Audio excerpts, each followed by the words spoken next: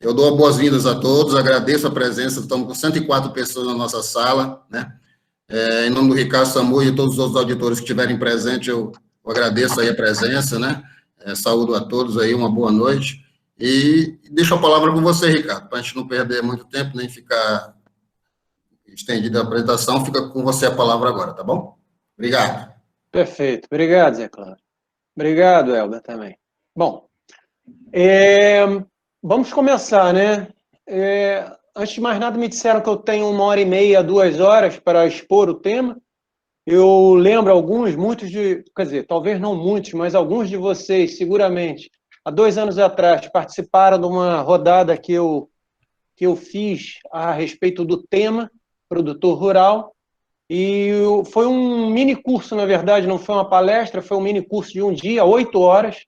Eu passei em Vilhena, Cacoal, Ji-Paraná, concluí em Ariquemes, e às 8 horas, em alguns lugares, não foi suficiente. Então, apesar do tema não ser complexo igual à substituição tributária de amanhã, né, do nosso querido Emerson Boritza, e do complicado nacional, na quarta-feira, também do Emerson Boritza, de qualquer maneira, é um tema razoavelmente mais simples, mas com alguns detalhes. E como a gente, às vezes, está no dia a dia com a arrecadação, o ICMS, e o contador mesmo, muitas das vezes, não presta tanto auxílio assim ao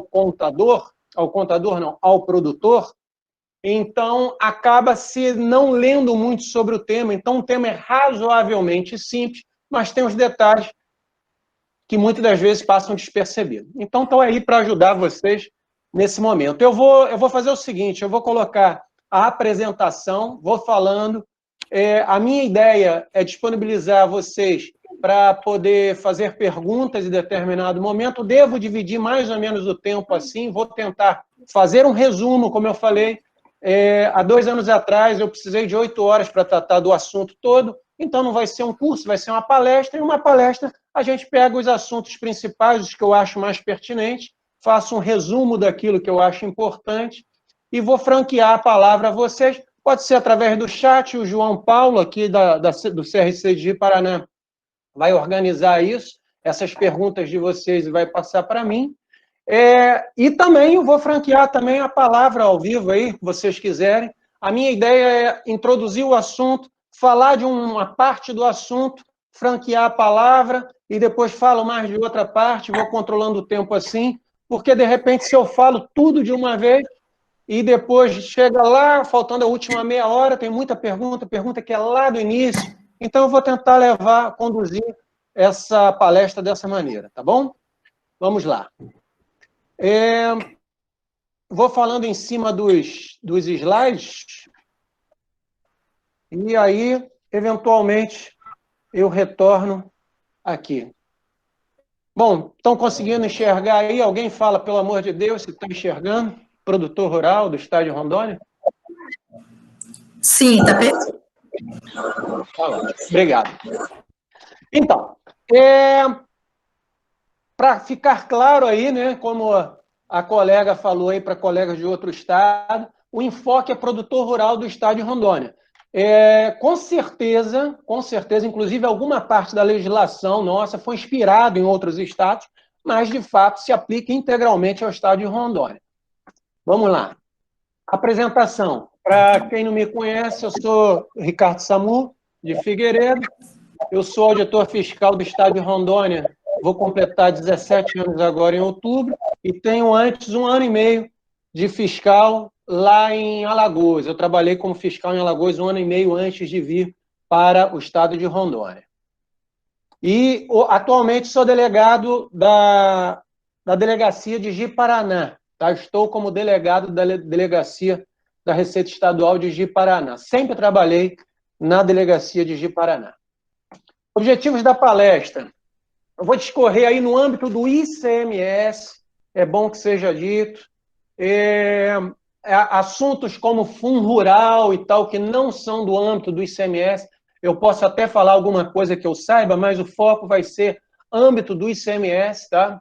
Sobre o produtor rural do estado de Rondônia, explanando em resumo a respeito de Conceitos básicos, falar o que é considerado produtor rural, o que é produção rural e outros conceitos básicos, basicamente esses dois aí. Direitos e deveres do produtor rural. Procedimentos, nesses procedimentos aí é questão de pedido de baixa, pedido de revisão de lançamento, reativação cadastral e por aí vai.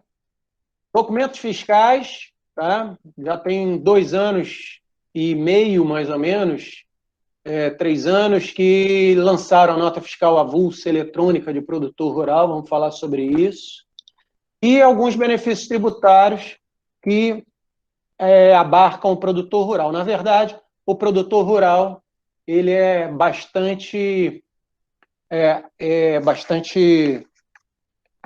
tem bastante benefício tributário, né? É uma ideia do Estado de Rondônia, não só do Estado de Rondônia, no Brasil inteiro, fomentar a agricultura, a pecuária e até esse lado social, né? De auxiliar, ajudar a se desenvolver o produtor rural. E no final também, no final e no meio aí, vamos esclarecer dúvidas sobre o tema na medida do possível, né? Conteúdo da palestra, vamos abordar os seguintes tópicos. Primeiro, quem é produtor rural? Depois, o que é considerado produção rural? Pode parecer muito simples, mas tem alguns detalhes que vocês podem não ter percebido, que a legislação determina. As obrigações do produtor rural são pagamento, basicamente tem algumas mais, mas nós vamos enfocar, como eu falei, nas importantes. O pagamento do imposto devido, que são raras as situações, para falar a verdade, né? Não é tão simples, não é tão normal o produtor rural ter que pagar o imposto, porque tem diferimento, tem isenções e por aí vai. A gente vai falar sobre isso. Inscrição, atualização e baixa no cadastro de ICMS de Rondônia. Emissão de documentos fiscais, obrigatoriedade de emissão. Vamos falar também sobre a operação como feirante. Tem produtores rurais, os de agricultura principalmente, agricultura familiar. Alguns trabalham aí também como feirante, então não está exatamente no anexo lá do nosso regulamento de produtor rural, que é o anexo 11, mas é importante falar, porque pode servir para produtor rural também. E benefícios fiscais. Produtor rural. O produtor rural, ele está no anexo 11 do nosso regulamento de ICMS do Estado de Rondônia. O anexo 11 são 21 artigos, trata do produtor rural como um todo. Quase tudo de produtor rural está centralizado ali. O principal, pelo menos, está. E o artigo 1º fala sobre o que é produtor rural. E aí, resumidamente, não é. Eu estou utilizando aí os termos de uma cartilha que a gente desenvolveu para o produtor rural, tá? Porque é uma linguagem mais simplificada, mais objetiva, mais direta.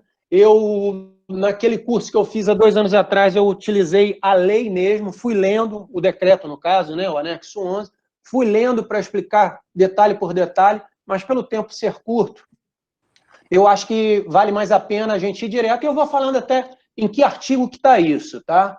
Esse aí, por exemplo, o que é produtor rural, está lá no artigo 1º do anexo 11. É a pessoa física que explora em sua propriedade ou de terceiros a agricultura, a pecuária, a silvicultura, a aquicultura, a pesca ou extrativismo de produtos vegetais, animais ou minerais. Essa pesca e o extrativismo minerais, na verdade, o produtor rural, a pessoa que pesca ou que pratica o extrativismo mineral, é considerado produtor rural por equiparação, tá? Então, porque o produtor rural é aquele que explora em sua propriedade ou de terceiros, e aí, no caso, é aqueles contratos de arrendamento, parceria, e por aí vai. E na verdade, o pescador não, o pescador pesca no rio. Tem lá a aquicultura, que é a piscicultura, né? É aquele cultivo do peixe, né? Que é muito comum aqui no nosso estado de Rondônia, né? Mas a pesca não, a pesca aí é aquele pesca no rio, que não é numa terra arrendada, não é um rio, né, que é da União, inclusive. Então, aí é por equivalência para facilitar, na verdade, até a questão de emissão de nota fiscal, fazer esse controle e tal. Então, foi por equivalência tanto a pesca quanto o extrativismo mineral. Aí é ouro, sei lá, as coisas que extraem, aí, principalmente ali na área de Ariquemes, tem bastante extrativismo mineral, né? Tem lá, eu esqueci o nome do minério lá, mas tem lá. Bom, e a pessoa física... Ricardo, desculpa te interromper, sua apresentação não está na tela principal, você vai ter que colocar ela de novo. Espera aí, então. Fixa a tela, que aparece total. Fixa a tela. Fixei. O meu deu certo. Deixa eu ver agora... aqui a tela.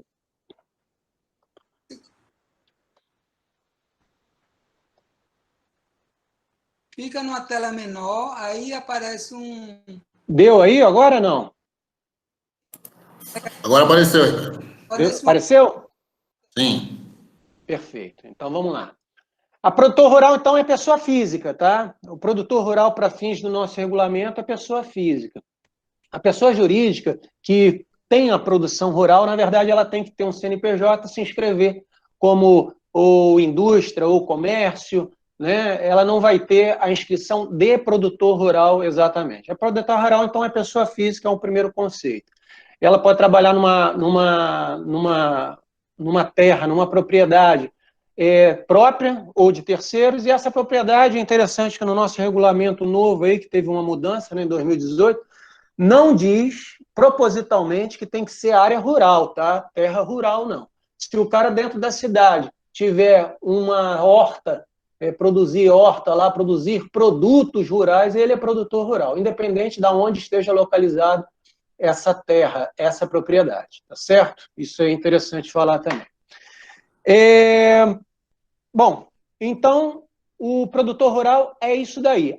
Silvicultura, só para quem... Aqui, agricultura, pecuária, silvicultura é a utilização de plantação de uma floresta. A pessoa planta, por exemplo, pinos, para depois explorar aquela floresta. Também é produtor rural. No caso, muitos fazem, por exemplo, extração da madeira, e alguns fazem, como é o caso de um grande produtor rural lá da região de Vilhena, ele faz a extração de uma seiva acho que para tinta, para essas coisas aí. Ele fez uma plantação de pinos, se não me engano, a madeira, né, a floresta, e aí extrai o produto da floresta. Beleza? Produção rural. É o artigo 2º do nosso anexo 11. Ele fala aí, não com essas palavras, mas é tudo que for produzido a partir das atividades desenvolvidas pelo produtor rural. É considerado produção rural, por exemplo, não está escrito isso lá, mas a gente coloca aí na cartilha, o gado, o leite, frutas, legumes, verduras, grão, madeira, peixe, borracha, mel de colmeia, naturais e ouro por aquela questão da equivalência lá. Tá? Então, gente, logicamente isso é óbvio, tudo que é produzido, o gado que o cara vende para o frigorífico, os legumes colhidos e tal, isso é produção rural, isso aí não tem dúvida, né? Agora, igualmente se considera produção rural os produtos advindos das transformações simples desses produtos, tais como farinha de mandioca, queijo, manteiga, requeijão, suco de laranja envasado, polpa de frutas, conserva de frutas, mel envasado, entre outros.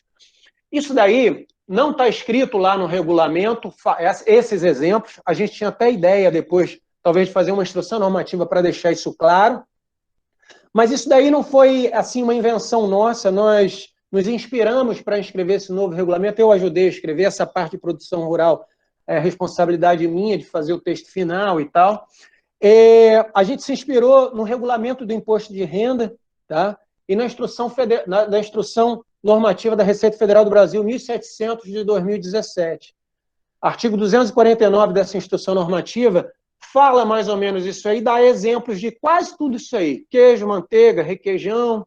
Assim, a ideia é que o produtor rural não precise vender como produção rural apenas aquilo, tá, que tem menos valor agregado. Ele pode agregar um valor à sua produção, portanto que, por exemplo, na farinha de mandioca, que a mandioca seja do terreno dele, tá? E que ele utilize coisas rudimentares, simplesmente para transformar, moer a mandioca, secar, moer, não sei como é que faz lá o processo, mas transformar de maneira razoavelmente rudimentar a mandioca em farinha. Então, ele vende a farinha com maior valor agregado, ganha mais, e isso ele pode, então, utilizar a nota fiscal de produtor rural para dar saída disso daí. O queijo, é claro que não é o queijo mussarela, aquele queijo amarelo, o provolone, é o queijo branco, né, feito de uma maneira simples, que o produtor, muitos produtores produzem o queijo branco, esse daí, sem problema nenhum, manteiga, requeijão, polpa de fruta é muito comum no nosso estado, né? Então, o que se acrescenta na polpa de fruta? Se a polpa de fruta for boa mesmo, dizem que nada, mas às vezes uma ou outra aí acrescenta um pouco de água e coloca o negócio para envasar ela. Então, é isso daí, tá bom, gente? Isso aí é importante. Além disso, equipara-se à produção rural os produtos elaborados por produtores rurais enquadrados no subprograma de apoio à verticalização da produção da agricultura familiar. O pessoal chama aí das agroindústrias, né? Então, essas que têm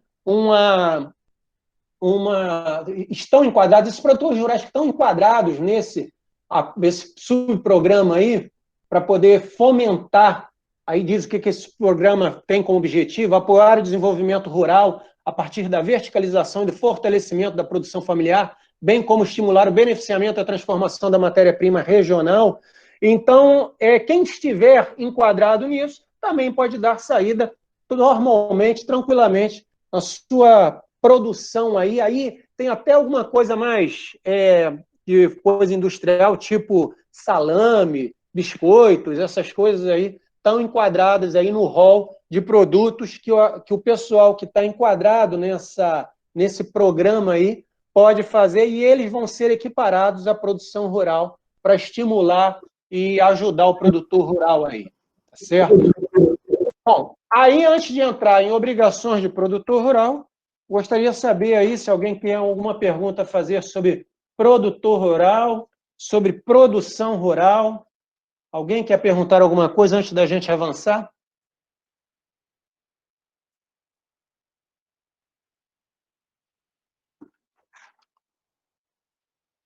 Bom, vamos avançar então. Obrigações do produtor rural. Pagar o imposto devido é o artigo 3º do nosso anexo 11, tá? Do nosso regulamento do ICMS do Estado de Rondônia. Pagar o imposto quando devido, inscrever-se, atualizar seus dados e pedir a baixa no cadastro de ICMS de Rondônia sempre que necessário, e emitir documentos fiscais quando realizar suas operações. Esses foram os 3 que eu destaquei. Existem outras obrigações elencadas no artigo 3º, mas essas, na minha opinião, são as mais gritantes. Tem lá também a exigir nota fiscal de entrada dos destinatários quando for nota fiscal modelo 4, aquela nota antiga, que é só em casos de exceção, tá? E existia também antes ainda uma obrigação que foi revogada, que até o dia 30 de abril o produtor rural tinha, não tem mais, tá? É só para efeito histórico aí, ele tinha que informar a quantidade produzida no ano anterior por ele e o estoque no dia 31 de dezembro do ano anterior, que ele teria, por exemplo, quantas cabeças de gado e tudo mais. Mas isso foi revogado antes do primeiro 30 de abril acontecer, tá certo? Então, são essas 3 aí que eu quero destacar. Vamos uma a uma. Pagar o imposto devido. O produtor rural é um contribuinte do ICMS, portanto, deverá pagar o imposto devido nas saídas por ele promovidas, não amparadas por isenção, diferimento, crédito presumido de 100% do imposto ou suspensão previstos na legislação. Então, assim, de uma maneira geral, o produtor rural, sem dúvida nenhuma, é um contribuinte do ICMS e deve se comportar como tal. Como qualquer contribuinte do ICMS, ele deve pagar o imposto na saída dos produtos que não são amparados por algum benefício. Até se for amparado por redução de base de cálculo, que não está escrito aí, ele tem que pagar o valor, né, sobre a base de cálculo reduzida, ele tem que pagar alguma coisa, né? Mas reforço mais uma vez que é muito raro o produtor rural ter que desembolsar alguma coisa mesmo, tá certo? A gente vai ver mais na frente lá. No caso do produtor rural ter que pagar algum ICMS e não o fizer, ele pode ser autuado, multado, como qualquer contribuinte ICMS, cujo valor da multa é 90% do valor do imposto. É o artigo 77, inciso 4, a linha A, item 1 da Lei 68896, tá? Então, assim, é possível que aconteça isso? É. O cálculo do imposto é realizado por meio da aplicação de alíquota sobre a base de cálculo, como qualquer outro, contribuinte. E a alíquota utilizada para a maioria dos produtos rurais é de 12%. Não são todos, mas a maioria é 12%. Valor este inferior ao da alíquota geral utilizado pelo Estado de Rondônia, que é 17,5%. Isso para mostrar que, mesmo quando ele eventualmente tem que pagar o imposto, geralmente já tem um benefício só na alíquota aí, que em vez de ser a 17,5% é 12%. Por exemplo, tem o peixe, é 12%. Mesmo assim, tem alguns que têm isenção e os que não têm isenção ainda têm redução de base de cálculo. Feijão, hortifrutigranjeiros, animais vivos. Hortifrutigranjeiros, eles são isentos aí, a maior parte, né? Então, tem esses benefícios aí. E no que tange a base de cálculo, o valor a ser utilizado é o da operação ou o da pauta fiscal publicada pela Cefim. O que for maior, isso é importante, gente. Para dizer, inclusive, que base de cálculo, valor da pauta, o que é pauta fiscal? Eu sempre explico isso, às vezes as pessoas se confundem bastante, é uma coisa bem simples, e eu vou dizer, a pauta fiscal é publicada pela Cefim para que garanta, o interesse da Cefim é garantir o mínimo de recolhimento de imposto em determinadas transações, tá? Evitar que, por exemplo, a transação esteja sendo feita por R$10.000 e as partes combinam vamos fingir que é 1.000, porque aí a gente recolhe menos imposto, fica mais barato para a gente. Só que algumas transações, alguns produtos, algumas mercadorias que o Estado de Rondônia vê que são importantes, tá? Como é o caso do gado, que o Estado de Rondônia é um estado extremamente, é o estado que o maior rebanho bovino do norte, eu acho que é o 3º ou 4º do Brasil, se não me engano. Então, é uma commodity muito valiosa para o Estado. Então, com certeza, tem uma pauta lá. Mas vejamos só. A pauta é para garantir o recolhimento mínimo. Então, se por acaso está se vendendo um gado de um para o outro, onde tem incidência, por exemplo, interestadual, não tem diferimento, aí a transação é 10.000. Os caras não vão combinar 1.000. Só que não vai adiantar, porque a pauta garante que, sei lá, 9.500, a base de cálculo daquela transação vai ser 9.500. Então, mesmo que os caras finjam que estão transferindo, vendendo, negociando por R$1.000, vão ter que recolher em cima de 9.500 esse ICMS. Agora, é importante dizer também que a pauta fiscal não serve para nada quando a transação não tem imposto ICMS incidente sobre ela. Por exemplo, se esse mesmo gado estivesse sendo remetido para o frigorífico, e nesse caso é diferido, né? O frigorífico, quando for dar a saída dos produtos resultantes do abate, é que vai recolher o ICMS. Então, no momento que o produtor remeter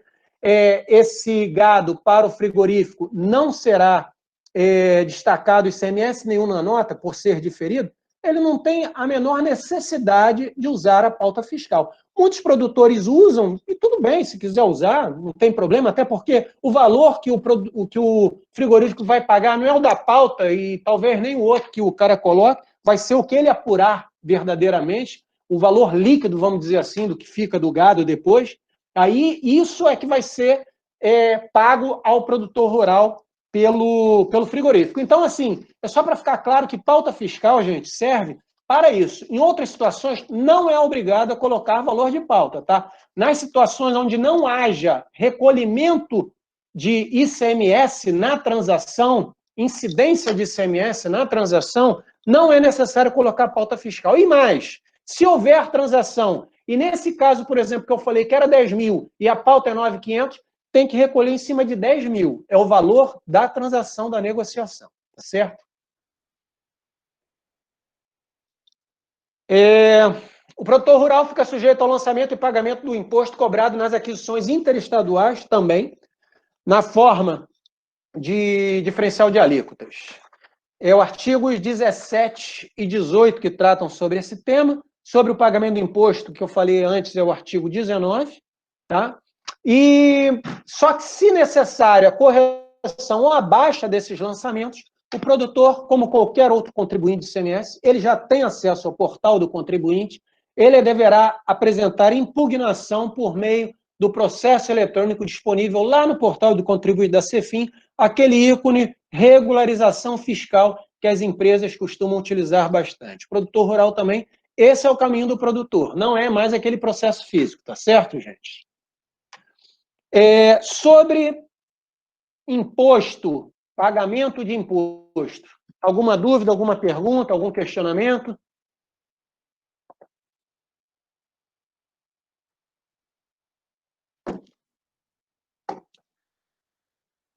Vamos lá, vamos seguir então. Inscrição no cadastro. Antes de iniciar as atividades, o produtor deverá solicitar a sua inscrição no cadastro de ICMS de Rondônia em qualquer unidade de atendimento da CEFIM nos demais órgãos parceiros. Demais órgãos parceiros, hoje em dia, que estão realmente funcionando bastante, são as prefeituras e Imater, tá? O Idaron está entrando aí, timidamente, nessa parceria. Vamos ver se a gente consegue dar uma acelerada com o Idaron, seria um importante parceiro da CEFIM e para ajudar os produtores rurais, e outros mais estão sendo estudados, tá? Se por acaso, antes de iniciar as atividades, o produtor rural não solicitar sua inscrição, aí ele fica sujeito a uma multa de 10 UPFs, que hoje representa R$ 740, e mais o que tiver lá em estoque, em cima do coisa, ou que ele já tiver feito de operação, 15% do valor da operação seria a multa, tá bom, gente? Interessante que cada imóvel, tá, terá um número de inscrição. No caso do produtor rural possuir mais de um imóvel, terá que solicitar uma inscrição para cada um. Gente, muitas pessoas perguntam se... Eu tenho produtores rurais ou pessoas que atendem produtor rural, dizem, o produtor rural tem na mesma linha, ele tem 2 imóveis rurais, ele precisa ter 2 inscrições? Olha, faz analogia a um contribuinte normal do imposto, tá? Se um contribuinte normal, um comércio, tiver numa mesma rua duas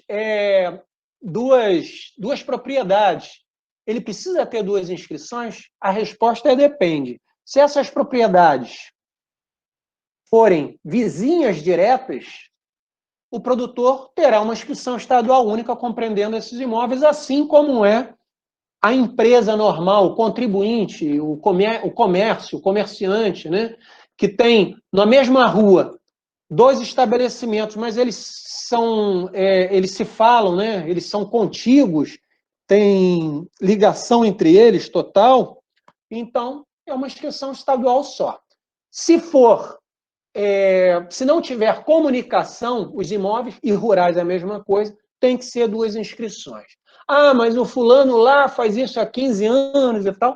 Eu estou dizendo o que a legislação determina, né? O que as pessoas fazem, a gente não pode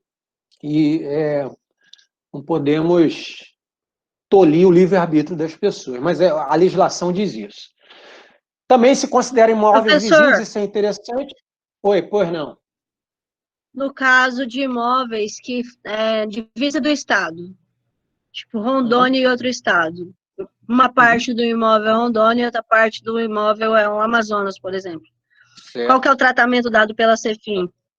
Tem que ter uma inscrição estadual com o tamanho do imóvel, tem que ser registrado no cadastro de ICMS do estado de Rondônia como o tamanho que pertence ao estado de Rondônia. Se a área, por exemplo, tem 100 hectares, 60 estão dentro do estado de Rondônia e 40 no estado do Amazonas, tem que abrir uma inscrição estadual com o endereço da terra e o tamanho dela para fins cadastrais do estado de Rondônia será 60 hectares. Ok, obrigada. Né?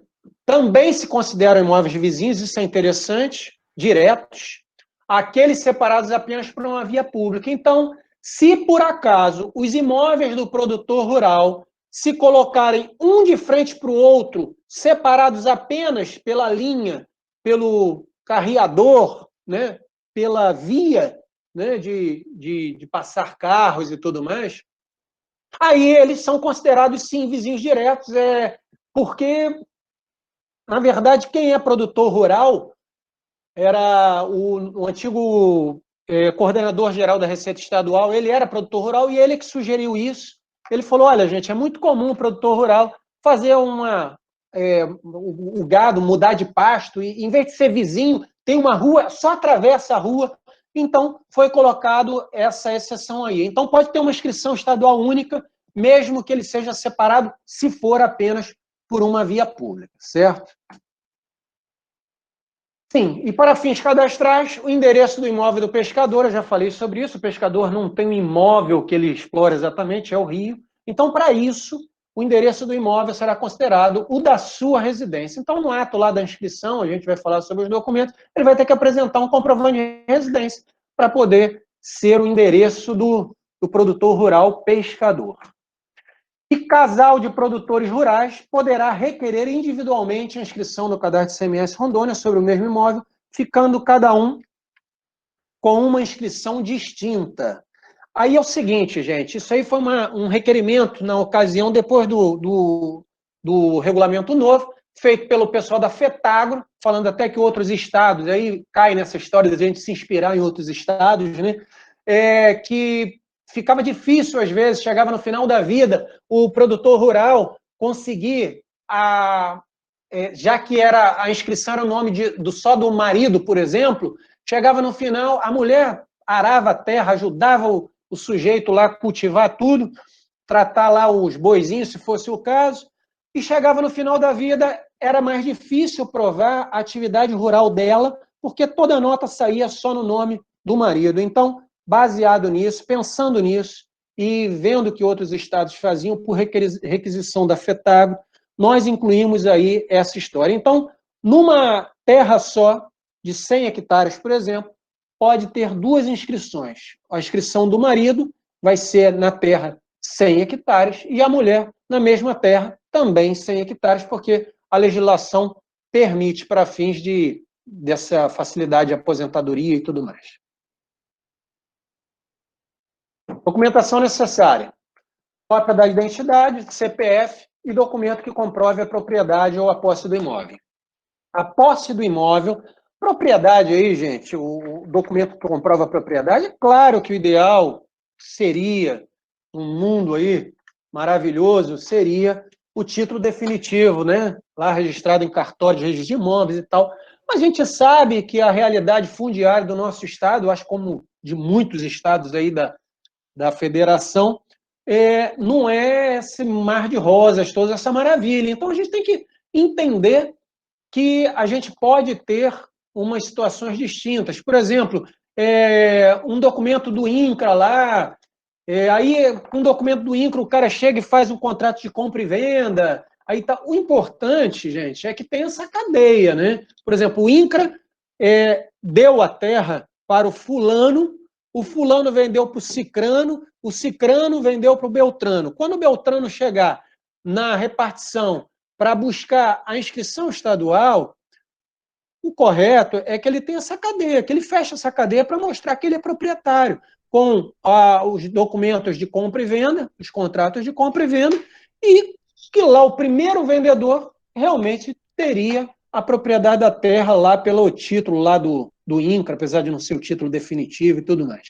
E a posse, gente, a gente facilita mais ainda, porque a gente sabe que tem muitas situações que o cara não é proprietário, só tem a posse do imóvel. Lógico que, naqueles casos em que a posse for por conta de um contrato de arrendamento, por exemplo, o cara está na posse daquele imóvel temporariamente, então ele vai ter que apresentar o documento da terra comprovando que o arrendador tinha poderes para arrendar aquela terra e o contrato de arrendamento. As duas coisas juntas somam-se, né?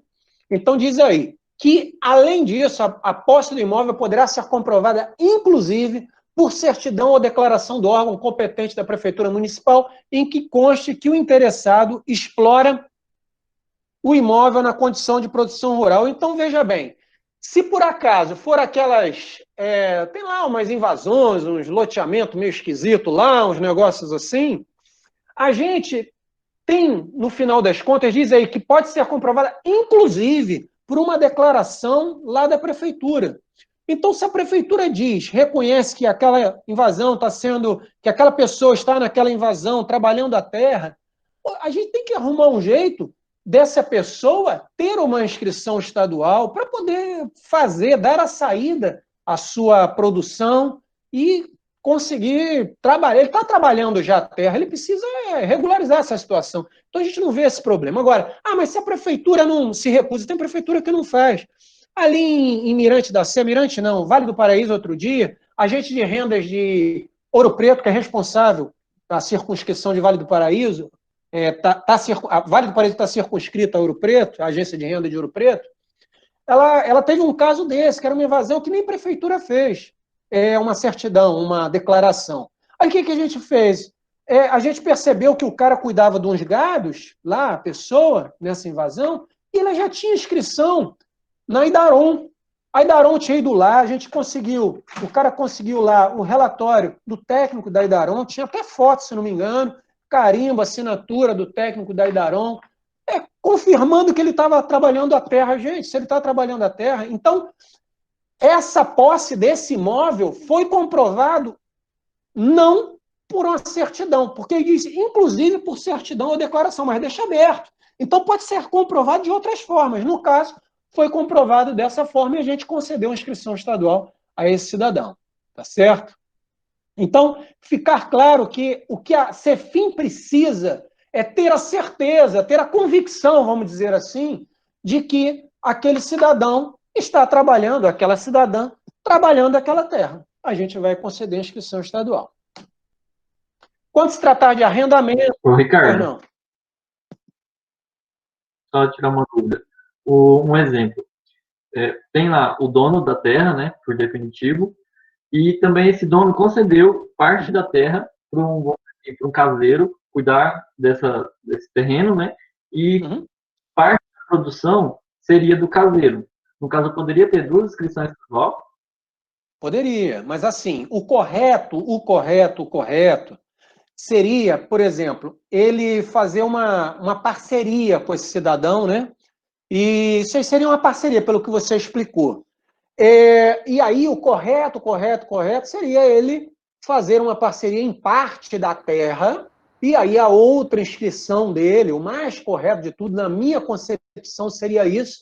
Por exemplo, tem 50 hectares, ele está fazendo uma parceria em 20 hectares, os outros 30 continuam dele, ele teria uma inscrição de produtor rural de 30, e o outro ficaria com 20 na condição de parceiro, tá? Mas, conversando com os colegas, agentes de renda, ano passado, que eu palestrei sobre o tema para a gente tentar padronizar os procedimentos, chegou-se à conclusão que seria muito complicado a gente controlar isso, e a gente não viu o problema. Então, a maioria das pessoas, a maioria das agências de renda, se não todas, deve estar fazendo desta maneira, que é o seguinte: conceder a inscrição de parceiro na parcela que o cara elege e manter aquela lá com um tamanho integral, porque depois a parceria acaba, aí ia ter que voltar de 30, botar para 50 de novo, ninguém ia lembrar. Então, viu-se esse lado aí operacional difícil e não se viu nenhum grande problema nessa execução desta maneira. Então, até segunda ordem, está sendo feito assim, pelo que me consta, tá? Pode então, sim, poderia ter duas inscrições. Então, somente um contrato ali de arrendamento ou alguma coisinha já serviria também. Exatamente. E é exatamente o que eu estou falando sobre a documentação necessária agora. Quando se tratar de arrendamento, parceria, ameação ou qualquer outro tipo de participação temporária, além do documento do imóvel, isso é importante, é aquilo que eu falei, para saber se o arrendador ou a pessoa que fornece a parceria ou ameação, ele poderia fazer isso, ele teria poderes para isso. Então, precisa do documento do imóvel. Além disso, o produtor rural deverá apresentar o contrato que comprova essa situação de arrendamento, de parceria, de imeação. Tá? Então, é o contrato de parceria, de arrendamento de imeação, mas o documento que comprova que o cidadão lá é dono ou tem a posse da terra, tá certo? Certo, obrigado. O casal de produtores rurais que deseja ter 2 inscrições sobre o mesmo imóvel, como a gente já falou ali que é possível, deverá apresentar cópia da certidão de casamento ou documento comprobatório de união estável. Simples assim. Além dos documentos exigidos, eles vão ter que apresentar apenas isso, tá certo? No caso do pescador, ele precisará apresentar cópia da identidade, CPF, e aí, em vez do documento da terra, o comprovante de residência e também a carteira de pescador profissional emitida por órgão federal competente, que isso daí prova, no final das contas, que ele é um pescador realmente, né? Um pescador profissional. Aquele cara que é auditor fiscal como eu aí, chega no final de semana, vai pescar e tal, esse não é o pescador para ter direito a uma inscrição estadual.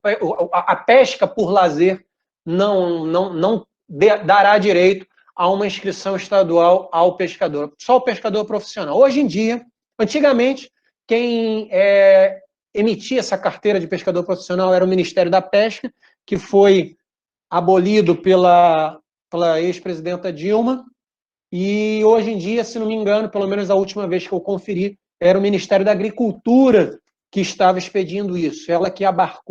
Esse ministério é que abarcou as competências do Ministério da Pesca, tá? Essa documentação necessária, tudo sobre documentação, está exposto no artigo 7º do nosso anexo 11. Alguma coisa sobre documentação? Alguma dúvida?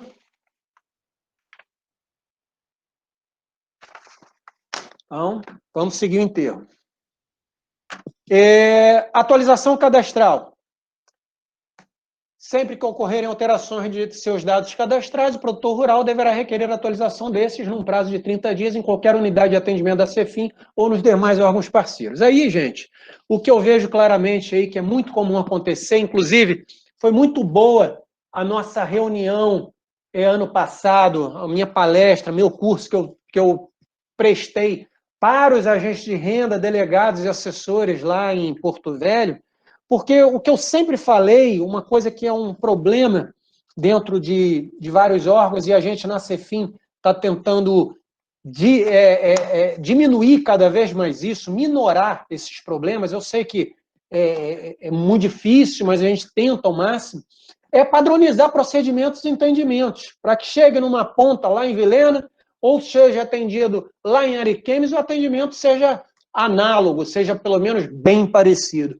E uma das coisas era essa daí, a questão de alteração de dados cadastrais. Veja bem, no seguinte caso, o produtor rural que tem um contrato de arrendamento lá na linha 76, tem lá na linha 76 um arrendamento, o contrato de arrendamento está terminando, ele quer renovar, mas o arrendador não quer. E ele tem um monte de gado lá na linha 76, em cima da terra, então ele conseguiu na linha 80 uma outra terrinha compatível com a quantidade de gado, e o cara vai transferir, então, esse gado da 76 para 80. E aí? E esse cadastro aí? Alguns agentes de renda entendiam que o cara tinha que pedir a baixa do cadastro presente lá na linha 76 e abrir outro. Mas eu conversando, chegamos à conclusão e consegui convencer os colegas que não. Vamos fazer uma alteração. Se uma empresa, mais uma vez a analogia ao comerciante, ao industrial, se uma empresa muda de local, ela precisa baixar a sua inscrição estadual, mudou de rua, foi para uma instalação melhor, alugou um espaço maior, mais adequado à sua atividade, a atividade cresceu, vai ter que baixar a inscrição estadual e abrir nova? Não. Ele vai simplesmente atualizar, fazer atualização cadastral com alteração de endereço. Então, tá, gente?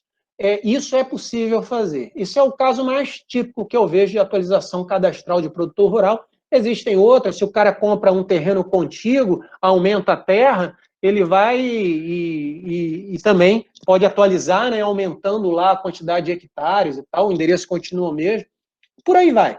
Se ele não fizer isso, no prazo de 30 dias, depois que ocorrer essa alteração, ele pode receber uma multa, sim, seria 50 pés. É muito difícil, para falar a verdade, a Cefim descobrir isso, ou mesmo ter interesse em correr atrás, mas só para fins de informação, eu passo a vocês. O valor da multa seria 50 PFs, que daria R$ 3.700 aproximadamente. Diz aí exatamente. Se a atualização não foi realizada, o produtor poderá ter a sua inscrição suspensa além disso, tá certo. Esquecido de informar isso. Pedido de baixa. Sempre que por qualquer motivo o produtor rural deixar de explorar sua atividade referente a uma determinada inscrição no cadastro de ICMS, também em 30 dias ele tem que pedir a baixa e através do portal do contribuinte tem lá o pedido eletrônico de baixa. Não existe mais o pedido manual, tá? A baixa por processo do produtor rural. Todos os produtores rurais, desde o recadastramento, têm acesso ao portal do contribuinte e aí eles têm acesso e é por ali que eles têm que pedir. O não pedido e a constatação disso pode gerar multa de 70 PFs, que é aproximadamente R$ 5.200. E a inscrição cancelada. Se ele tiver alguma nota fiscal do produtor em papel ainda, não tem sido devolvida, ele tem que pede a baixa e vai no parceiro ou na agência de renda mais próxima e entrega. Suspensão, sem prévia notificação, vai acontecer se ao término do prazo do contrato de participação temporária em imóvel alheio no qual se localiza a inscrição, né? Quer dizer, acabar o prazo do contrato de arrendamento, por exemplo. Isso, pelo que me consta, ainda não está automatizado no nosso sistema, mas a perspectiva é que isso aconteça breve. E naquele caso que eu já falei, né? Se tiver alguma alteração cadastral, for comprovada isso, o produtor não tiver pedido não tiver promovido a alteração, aí pode ter suspensa a inscrição. E a suspensão da inscrição do produtor, assim como qualquer outro contribuinte, implica considerá-lo como não inscrito no cadastro de ICMS do Estado de Rondônia. Cancelamento. A inscrição do produtor rural será cancelada pelo fisco quando for comprovado que ele tenha deixado de explorar a sua atividade, não tiver providenciado a sua baixa, aquilo que eu já falei, ou deixar de realizar recadastramento sempre que obrigado a fazê-lo. Neste caso, ele não será previamente notificado. Isso aconteceu, né, no ano retrasado, no início de agosto de 2018, dia 2 ou dia 3, se não me engano, foram canceladas aproximadamente 99 mil inscrições de produtor rural por terem deixado de fazer o recadastramento. Antes do recadastramento eram 186 mil e cancelaram aproximado também. Cancelaram aproximadamente 99, ficaram aproximadamente 87 mil inscrições de produtores rurais só ativos. Hoje em dia, com certeza, tem mais. Outras se abriram e outros que fizeram recadastramentos temporariamente acabaram recuperando a inscrição que tinha sido cancelada. E aí a mesma observação, que cancelamento da inscrição de produtor rural implica considerá-lo como não inscrito no cadastro. Tem mais uma possibilidade de cancelamento de inscrição, mas é muito difícil acontecer, por isso que eu nem coloquei aí, é quando ocorre uma prova de infração praticada com dolo, fraude, simulação ou crime de sonegação fiscal. É difícil provar essas coisas, então é muito difícil acontecer. Alguma dúvida sobre suspensão ou cancelamento? Então, vamos seguir aí. Reativação. Produtor que quer reativar, é só procurar, munido da documentação pertinente, qualquer unidade de atendimento da Cefim. A ideia é que brevemente já tem uma demanda, né, e que infelizmente ainda não foi conseguida ser atendida, uma demanda para que consiga se permitir que os parceiros, Prefeitura, Emater, consigam fazer essa reativação também. Eles conseguem abrir inscrição, mas não conseguem fazer reativação por problema no sistema, tá? Mas a gente vai, se Deus quiser, conseguir isso aí. E se for um caso de suspensão por término do prazo de contrato de participação temporária, o produtor deverá apresentar um novo contrato válido. E quando a gente fala munido de documentação pertinente, é isso aí, por exemplo. Se é suspenso por isso, o cara tem que apresentar um novo contrato, né, para poder ser reativado.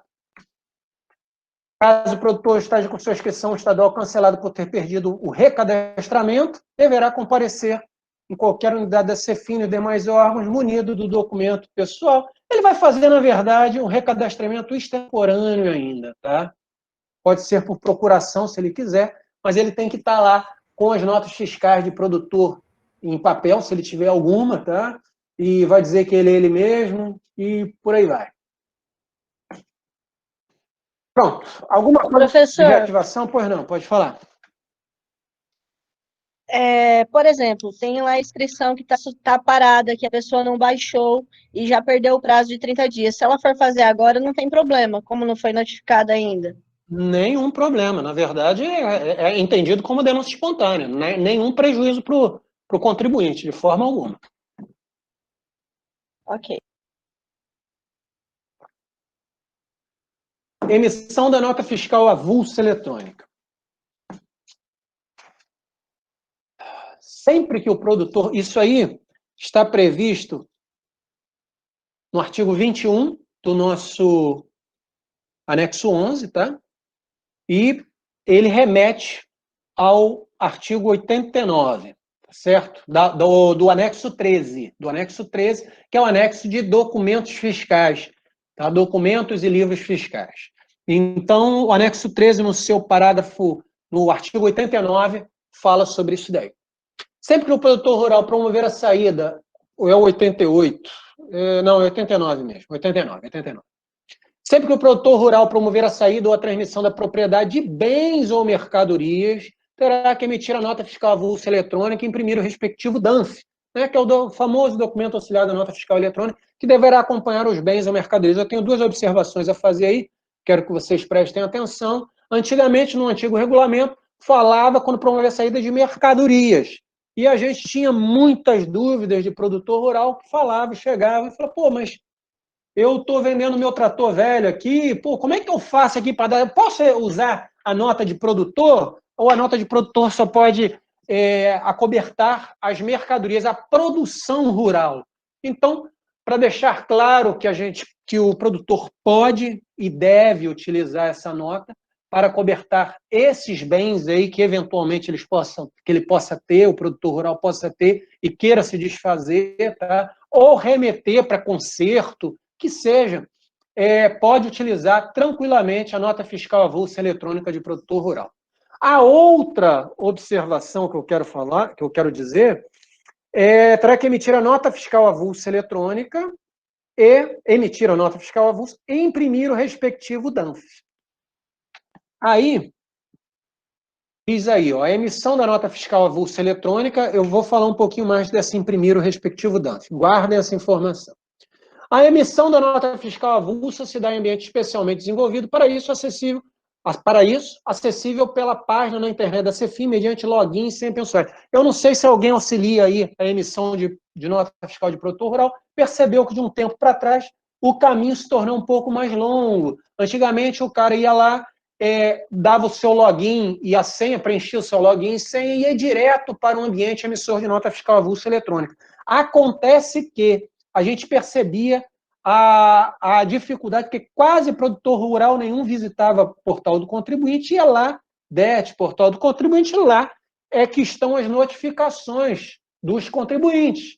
Então, por isso, fez-se uma obrigação de passar dentro do portal do contribuinte para que, se tiver alguma notificação para o produtor rural, ele possa receber e dar a ciência na notificação, tá certo? Ele quase não acessava o portal do contribuinte e acessava muito o emissor da nota fiscal. Então, a gente encontrou essa maneira aí.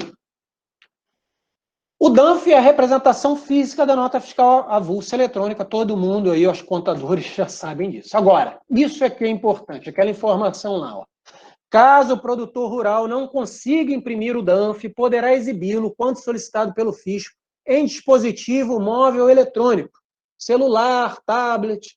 Então, assim, gente, a gente sabe que tem um monte de produtor rural, possivelmente a maioria não tem computador, você tem, não tem impressora, né? Mas é difícil o produtor rural, hoje em dia, mesmo no confim aqui de Rondônia, que não tem um celularzinho com WhatsApp, não é mesmo? Então, todo mundo tem um celularzinho com esse tal de Zap aí. Então, quem tem Zap, quem tem celular com que consegue utilizar o WhatsApp consegue emitir nota fiscal avulsa eletrônica. Para utilizar o WhatsApp, tem que ter acesso à internet. Então, se o cara tem acesso à internet, um celular que permite que ele acesse o WhatsApp, ele tem um celular que permite que ele emita a nota fiscal avulsa eletrônica. Embora nós não tenhamos um aplicativo específico para emissão de nota fiscal avulsa eletrônica, o ambiente emissor de nota fiscal avulsa eletrônica é totalmente amigável para emitir. Tá? E aí ele não precisa imprimir o DANF. Então, não tem desculpa. Ele emite, chega para uma fiscalização volante, se ele apresentar a nota emitida no celular lá, está tranquilo, certo? Ou se ele tiver dificuldade, pede para alguém lá na cidade emitir, mandar pelo WhatsApp para ele já o PDF da DANF, tranquilo, entendeu? Importante, somente a emissão da nota fiscal avulsa é que assegura ao produtor rural os benefícios de isenção, redução de base de cálculo, diferimento, crédito presumido. Isso aí, gente, é lá os artigos 4º da nossa lei, tá? E o artigo 5º do nosso regulamento, parágrafo único, fala isso daí. Para o cara ter direito. Então, eu quero dizer com isso que o produtor rural tem um monte de benefícios, mas se ele não emitir a nota, ele perde todos os benefícios, tá certo, gente? Então, tomem cuidado. É difícil, eu estou aqui há 17 anos e 18, vai fazer 17 anos agora, eu já falei, no estado de Rondônia, eu nunca vi o estado de Rondônia, a Cefim, se preocupar ou querer fazer uma operação produtor rural. Mas eu digo o que é importante eles saberem, o que eles perdem não emitindo nota fiscal, tá? Aí eu vou pular isso daí, vou rapidinho, é só uma lista do que seria benefício, é mais para produtor rural mesmo, para que ele não perca mais essas notas, porque com a nota fiscal avulsa eletrônica o cara não perde, né? E aí, por isso, ele tem maior facilidade para comprovar tempo de atividade para aposentadoria e renda para financiamento bancário. Aí o artigo nosso 4º do anexo 11 diz que o descumprimento de qualquer uma das obrigações sujeitará o produtor rural às multas legais previstas e eventualmente, ao pagamento de ICMS nas situações em que envolvam os benefícios fiscais. Aquilo que eu acabei de falar, o cara não emite nota fiscal, por exemplo, e tinha um benefício, ele perde o benefício, ele teria que pagar o ICMS. Ah, alface é isento, mas se o cara não emitir nota fiscal de alface, se for pego na fiscalização volante, o auditor fiscal resolver multar, vai cobrar ICMS do alface, 12% no caso, porque é hortifruti granjeiro, está lá no artigo 12 do nosso regulamento, 12% hortifruti granjeiro. Operação como feirante, gente. Operação como feirante, como eu falei, tem muitos produtores rurais, principalmente aqueles menorzinhos, né, que têm uma agricultura familiar e tal, trabalham como feirante também, né? E aí o feirante foi uma requisição da FETAGRO também, isso quando a gente, antes de fazer o regulamento, e aí eu levei essa discussão no novo regulamento, quando a gente estava, e ia lá em algumas cabeças pensantes, desenvolvemos uma coisa que eu acho que essa não tem em outro estado, não. Talvez em outro estado até venha copiar o nosso, porque eu acho que a gente fez um negócio bem caprichadinho, bem legal. Que é o seguinte, o produtor rural que também exerce atividade de feirante, no caso dele estar como feirante, deverá emitir nota fiscal avulsa eletrônica de saída para cada remessa de sua produção e emitir nota fiscal avulsa eletrônica de entrada no caso de retorno da produção que não tiver sido vendida, estando dispensado da emissão da nota fiscal por cada venda realizada fora do estabelecimento. Essa última parte que é o pulo do gato. A gente não pode dispensar o produtor rural de emitir nota fiscal de remessa, de retorno, não tem como, não tem condição. O cidadão, se for pego numa fiscalização volante, a nota fiscal, ela conta uma história. A nota fiscal não é simplesmente, a nota fiscal é recolhimento de imposto. Não, a nota fiscal é o contar de uma história. A nota fiscal bem preenchida diz da onde está indo, de onde para onde está indo, diz qual o motivo dessa saída, desse envio dessa mercadoria, tá? Se é para conserto, se é para venda, se é uma remessa para industrialização, se é um retorno. Então, assim, a nota fiscal bem preenchida, ela conta a história. Então, se tem um carregamento de mandioca que seja em cima do caminhão, e uma fiscalização volante para, o cara fala, eu estava indo para a feira vender. Mas não está escrito isso em lugar nenhum. Como que o feirante prova isso? Como o produtor prova? A única maneira dele provar é que se ele tiver emitido antes a nota fiscal de saída de remessa, tá? E quando ele estiver voltando, ele estiver lá com a nota fiscal de entrada de retorno, né?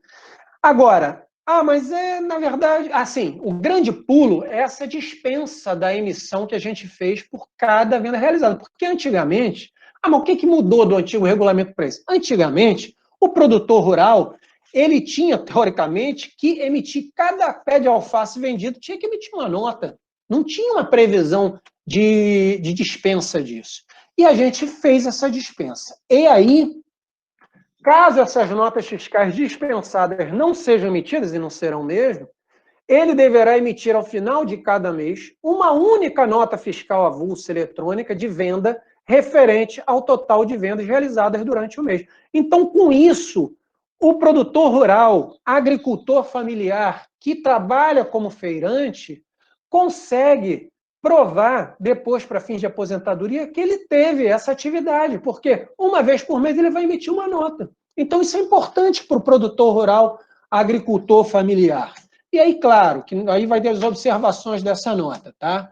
Para a nota fiscal de remessa da sua produção, ele vai ter como destinatário o próprio produtor rural e poderá utilizar os seguintes CFOPs. Geralmente essa, tá? Que é venda fora do estabelecimento, dentro do estado de Rondônia. Essa a gente colocou, mas a maior parte é venda, produtor rural de Ji-Paraná, Ouro Preto, ou do meio do caminho aqui de Ji-Paraná para Ouro Preto, vai vender na feira de Ji-Paraná, né? Mas tudo bem, a gente colocou aí, observação 2. O retorno terá utilizado para o produtor rural 1904, tá? E aí 2904 se for fora do estado de Rondônia. E observação 3, para a nota fiscal de venda referente ao total de vendas realizadas durante o mês, que terá como destinatário o próprio produtor rural, ele poderá utilizar os seguintes códigos. Normalmente esse daí também, porque é dentro do estado. Se for fora, seria o 6103. E nessa nota, nas informações complementares, tem que ter esses dizeres aí. Nota fiscal emitida para registro do total de vendas realizadas fora do estabelecimento, sem emissão de notas fiscais durante o mês de tal, do ano de tal, nos termos do parágrafo único do artigo 194 do anexo 10 do regulamento de semestre do estado de Rondônia. Aí já fica para vocês também. Aí, nesse artigo, que tem a previsão dessa transação aí, dessa operação do feirante, tá bom? Se vocês quiserem saber onde que é isso aí. Artigo 194 do anexo 10 do regulamento. Importante saber, aí é para quem vai vender fora do estado, né? Que são casos, a gente só colocou aí que os estados têm as suas regras próprias, então, se for uma remessa para fora do estado de Rondônia, o estado lá, destinatário, se for Mato Grosso, que é aqui vizinho e tal, vai cobrar o imposto de acordo com as regras disciplinadas lá. Alguma pergunta sobre a operação de feirante, gente?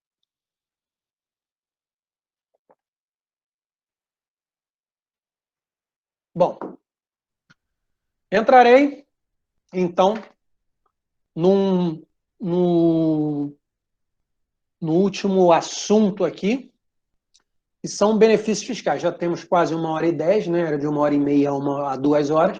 Então, eu vou entrar em benefícios fiscais, a gente vai tratar de uma outra coisa que eu não preparei aqui nos slides, mas vou falar para vocês também, uns extras aqui, e aí vou estar aberto a qualquer questionamento. Benefícios fiscais. Bom, gente, uma observação que eu vou fazer, inclusive eu vou falar sobre benefícios fiscais na sexta-feira com vocês, tá? Vou falar sobre isenção, redução de base de cálculo, diferimento e crédito presumido.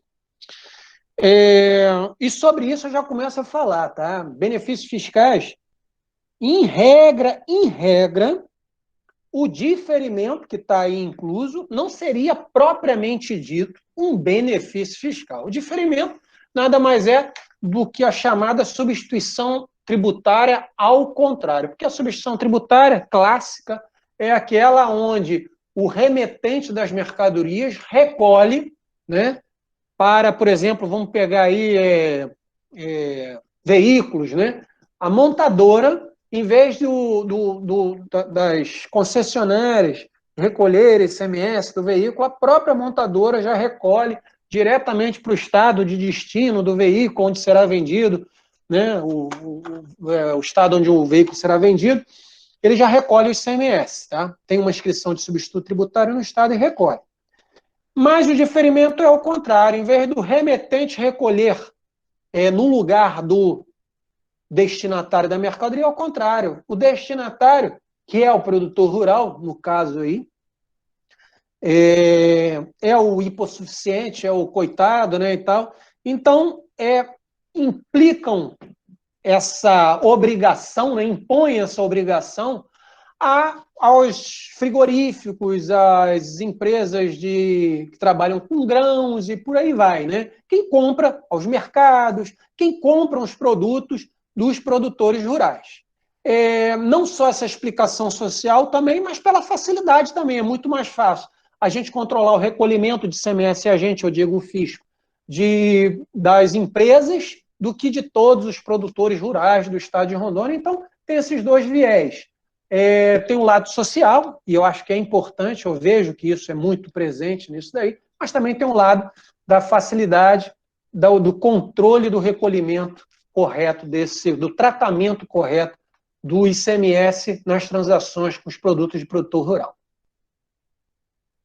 Então, eu faço essa observação, que, assim, a estrito sensu, né, a isenção sem dúvida nenhuma, um benefício, é o benefício que todos gostam, que todos procuram. A redução de base de cálculo, sem dúvida, é um benefício, o cara vai pagar menos imposto. O diferimento, em tese, não seria um benefício, mas, a estrito sensu não é, mas lato sensu, quer dizer, em sentido amplo, ele é um benefício a partir do momento que, para o produtor rural, o que ele interessa é que ele não vai botar a mão no bolso, não vai precisar recolher aquilo ali. Então, não deixa de ser um benefício para ele. Não é um benefício, como eu digo, assim, no estrito sensu, mas no sentido amplo não deixa de ser um benefício, por isso a gente coloca aí. E crédito presumido, tá? São esses 4 que nós vamos falar sobre um a um aí. Destaques que, para assegurar esses benefícios, eu já falei sobre isso, o produtor rural deve emitir a nota fiscal avulsa eletrônica e exibi-la quando solicitada ao fisco. Essa última parte está presente nas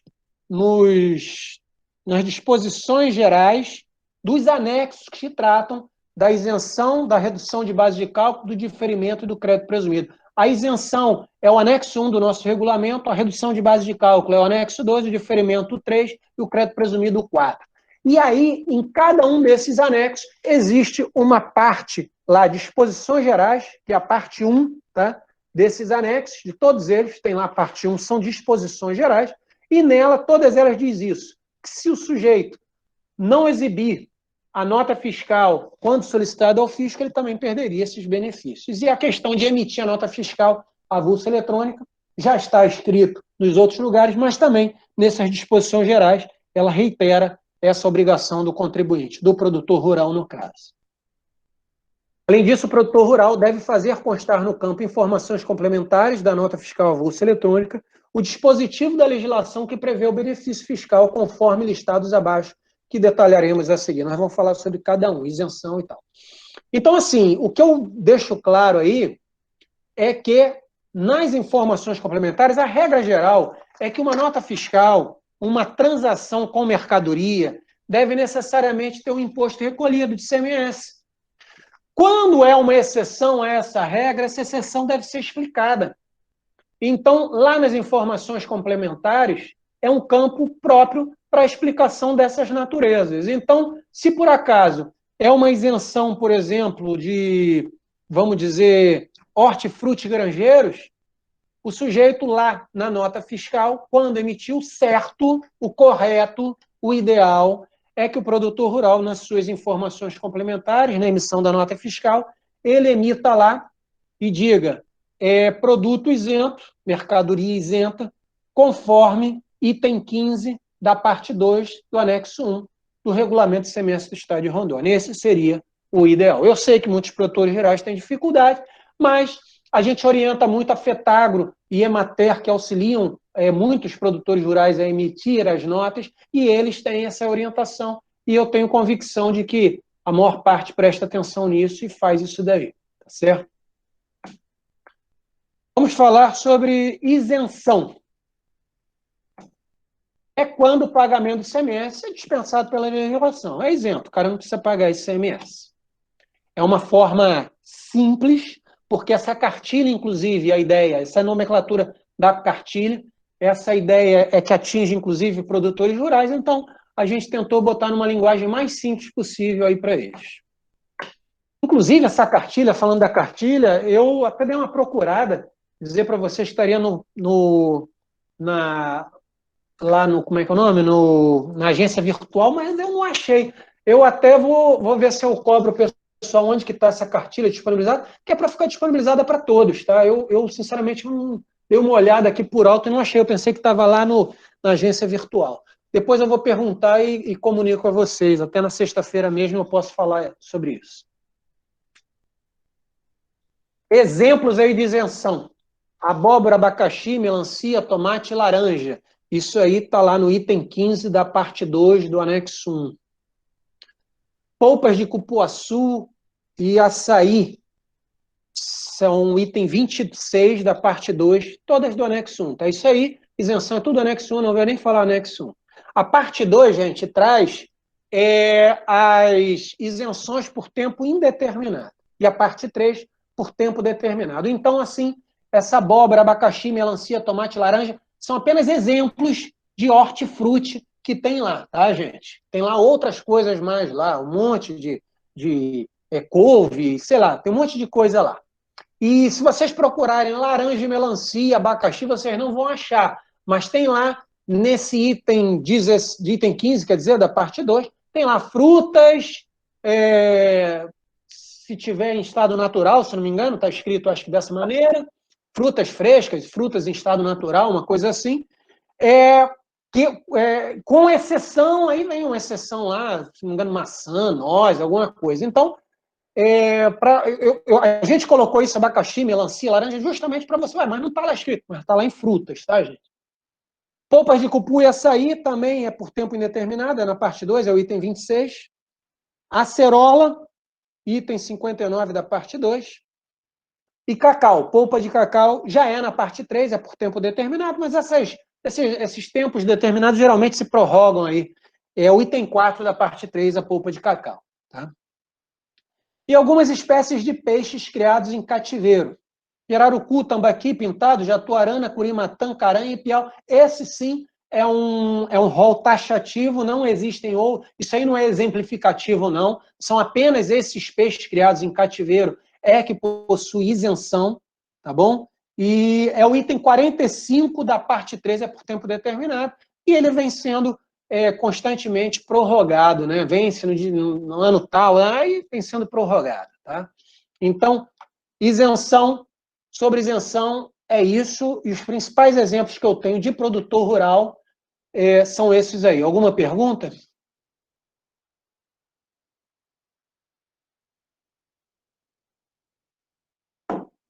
Vamos seguir. Redução de base de cálculo. A explicação simplificada ocorre quando o Estado autoriza a aplicação de alíquota sobre um valor inferior ao da operação, o que gera um valor de ICMS menor a pagar. Exemplos no nosso Estado. Principal, farinha de mandioca e as espécies de peixe não isentas. A gente viu lá que aquelas 7 espécies de peixes criadas em cativeiro, voltar aqui, o pirarucu, tambaqui, pintado, jatuarana, curimatã, caranha e piau, eles são isentos, né? A transação, as saídas desses peixes aí são isentos. E os que não são isentos têm uma redução de base de cálculo. Vou falar primeiro já do peixe, então. A redução de base de cálculo é para 5%. O peixe, ele tem uma alíquota lá no artigo 12, prevista no artigo 12 do nosso regulamento de ICMS do Estado de Rondônia, a parte principal do regulamento, o seu artigo 12, traz as alíquotas das mercadorias, e diz que peixe é 12%. Só que aí tem uma redução de base. Primeiro tem isenção daqueles 7 tipos, e o que não é isento tem redução de base de cálculo para 5%. É o item 8 da parte 2, isenções por tempo indeterminado. Então, os peixes, no final das contas, se o sujeito que está dando saída de peixe emitir nota fiscal na saída do peixe, ele nunca vai pagar 12%. Ou ele não paga nada, se for um daquele peixe do rol, ou ele vai pagar apenas 5%. E os 12%, por que que existe? Porque se por acaso ele estiver sem nota e for pego um carregamento dele sem nota e o fiscal for autuar, vai cobrar 12%. A farinha de mandioca, lembro que é considerado produção rural também, não é só a mandioca. O produtor rural pode dar aquele valor maior à sua produção, né, incrementar o seu lucro, fazendo um trabalho aí na mandioca, transformando ele em farinha, e aí, se ele der a saída dessa farinha de mandioca, ele vai ter uma redução de base de cálculo. A farinha de mandioca, lá no artigo 12 do nosso regulamento, diz que é 12%, mas ele tem uma redução para 7%, de acordo com o item 8 da parte 3. A parte 3 é por tempo determinado, certo? E aí eu coloco isso daí. Mas atenção, para que o produtor tenha direito a essa redução, ele precisa, além de emitir a nota fiscal avulsa eletrônica de produtor rural, ele deve pagar o ICMS devido no prazo legal previsto. Então, assim, o peixe que não é isento e o cara está dando a saída, além dele emitir a nota fiscal, ele tem que estar com recolhimento dos 5% no caso do peixe, ou dos 7% no caso da farinha de mandioca, para poder fazer jus à redução de base de cálculo a esse benefício. Então, o que ele tem que fazer? Emitir a nota, recolher o imposto, já está menor do que o normal, e apresentar a nota fiscal, se a fiscalização solicitar. Ele fazendo essas 3 coisas, ele garantirá o benefício dele. Sobre redução de base de cálculo, algum questionamento, alguma pergunta? Vamos seguir. Diferimento.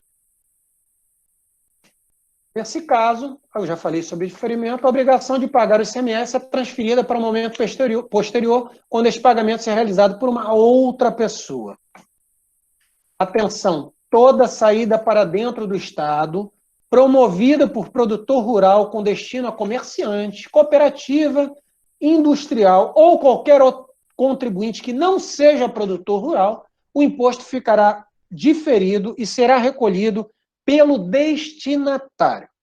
Gente, é o artigo 5º da parte 1 do anexo 3 do nosso regulamento. A parte 1 é aquela parte que trata as disposições gerais, tá? Dos anexos de benefícios fiscais. Então, a parte 1 do anexo de diferimento, no seu artigo 5º, fala isso daí, que toda saída para dentro do Estado do produtor, promovido produtor rural com destino só que não seja produtor rural, qualquer outro inscrito que não seja produtor rural, será recolhido pelo destinatário. Observação, não esqueçam, gente, inscrito aí, se o cara tiver com a inscrição suspensa, cancelada, baixada, é considerado não inscrito. Ah, ele tem inscrição, mas se tiver baixada, ele é considerado não inscrito, não tem esse diferimento, tá bom, gente? Eu digo isso basicamente por conta do gado. Pode falar aí, quem quer perguntar. Está acontecendo. Boa noite novamente. Só para exemplificar, e se eu tiver errado, o senhor me corrige. No caso, se o produtor rural ele vende lá a carne suína, né, picada já. No caso, como o senhor exemplificou, seria a atividade dele normalmente. eu vendi para o destinatário, ele é contribuinte, a inscrição está ativa, está normal. No caso, essa carne, ela é substituição tributária, né? Conforme o anexo 6º. Então, o destinatário vai recolher o ST em cima dessa operação? Sim, vamos lá, vamos lá. Eu entendo, nesse caso aí, primeiro, a carne, pelo menos do gado, não pode mais ser abatida para o produtor rural, mas do porco é possível. Eu não me lembro aí das observações aí da legislação, principalmente de vigilância sanitária, essas coisas se permitem, né? Mas sim, seria diferido. O produtor rural não tem que recolher nem ICMS, muito menos substituição tributária. Quanto à necessidade do supermercado recolher a substituição tributária, eu teria que dar uma olhada caprichada, mas eu não vejo essa necessidade, porque ele vai recolher a saída disso. Então, eu não vejo necessidade dele recolher a substituição tributária, que a substituição tributária é sempre feito baseado numa estimativa do que vai acontecer. Pô, se ele sabe o que vai acontecer, a gente tem que ver, depois eu posso dar uma olhada, essas dúvidas que eu não consegui responder integralmente de pronto, eu vou pedir para que vocês deixem o e-mail direitinho, que eu passo bem caprichado, faço um estudozinho, tá? Mas a primeiro momento, assim, não me parece fazer sentido ele ter que recolher essa substituição tributária, não, tá bom? Já que ele vai dar saída depois. Agora, claro que, se for uma empresa que vai revender isso pro mercado, aí sim, aí eu vejo, claro, a necessidade do cara recolher não só o ICMS da transação, da venda dele para o mercado, como também a substituição tributária referente à transação que o mercado vai fazer lá na frente, tá? Essa é a minha interpretação, assim, em primeira mão. Mas eu peço que você escreve aí no negócio o teu e-mail e só coloca a dúvida do lado aí que o João Paulo vai organizar, vai mandar para mim e eu passo para você a resposta completa e com certeza, tá certo? Beleza, obrigado. Diferimento, observação é sobre o produto, aí, um importante produto para a economia do nosso estado, possui diferimento, mesmo no caso de comercialização entre produtores rurais.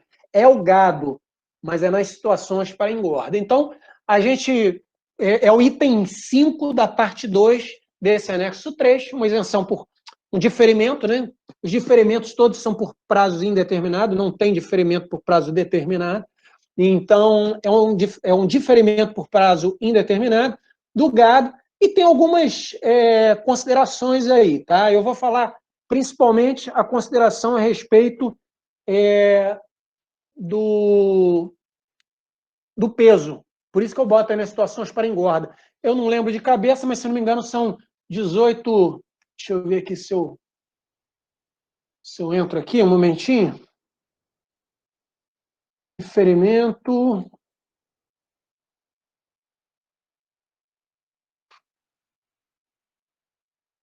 As saídas sucessivas de gado em pé, bovino, bufalino, suíno, caprino, ovino.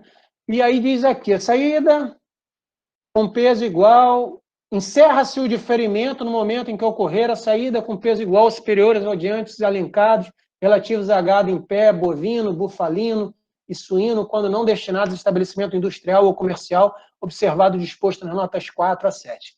Aí fala bovino, bufalino, macho, 18 arrobas, diz que é gado gordo, e essas 18 arrobas ainda diz que é líquido, 50% seria considerado, então seria 36 arrobas, eu acho que é até muito gordo.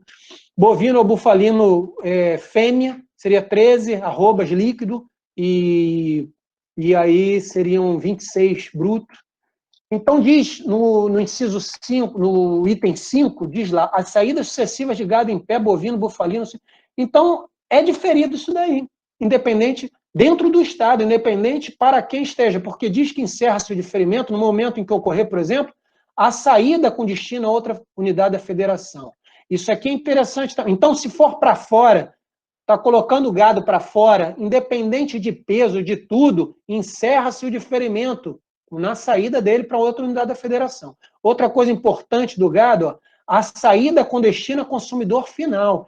Se por acaso o produtor rural tiver doando o gado para uma igreja, por exemplo, que tem aquele negócio de fazer, ou para o Hospital do Câncer, fazer lá fazer como é que é o nome? Um leilão, né, para a igreja, para angariar fundos. É consumidor final a igreja. Então, assim, teoricamente, tem que recolher o ICMS. Acabou o diferimento. Então, quem deu a saída a consumidor final precisa recolher esse ICMS, 12%, animal vivo. Observado disposto, não pode ser menor do que o valor de pauta. Gado tem pauta. Observado disposto na nota 4, está escrito. Só para ficar claro isso aí, ó, nota 4. Para efeito do disposto no inciso 3, que fala consumidor final, equipara-se a consumidor final o produtor rural não inscrito no cadastro de ICMS do Estado de Rondônia. Então, gente, tomem cuidado. Se algum cliente de vocês, que vocês prestam aí consultoria, auxiliam, estiver vendendo, vendendo gado por exemplo, bezerro para outro, tal, comprou, que é razoavelmente normal isso daí. Aí o que acontece? Ele é gado magro, então beleza, então não encerra o diferimento, porque para encerrar o diferimento tem que ser gado gordo. Não é gado magro, não encerra. Agora, ele tem que tomar cuidado que esse produtor rural, ele tem que ter inscrição, e se ele tiver, ele tem que conferir se está ativa, tá, gente? Porque se tiver uma inscrição cancelada ou suspensa ou baixada, é como se ele não tivesse inscrição estadual, é como se ele fosse um consumidor final. Quem remeteu teria que recolher o ICMS dessa bezerrada toda aí. E aí, o que acontece? O Estado, hoje em dia, é mais fácil ir atrás disso, porque as notas são eletrônicas. Tá certo, gente? Então, tomem cuidado com isso, alertem as suas pessoas aí que vocês prestam consultoria sobre isso. Alguma pergunta mais sobre gado, principalmente?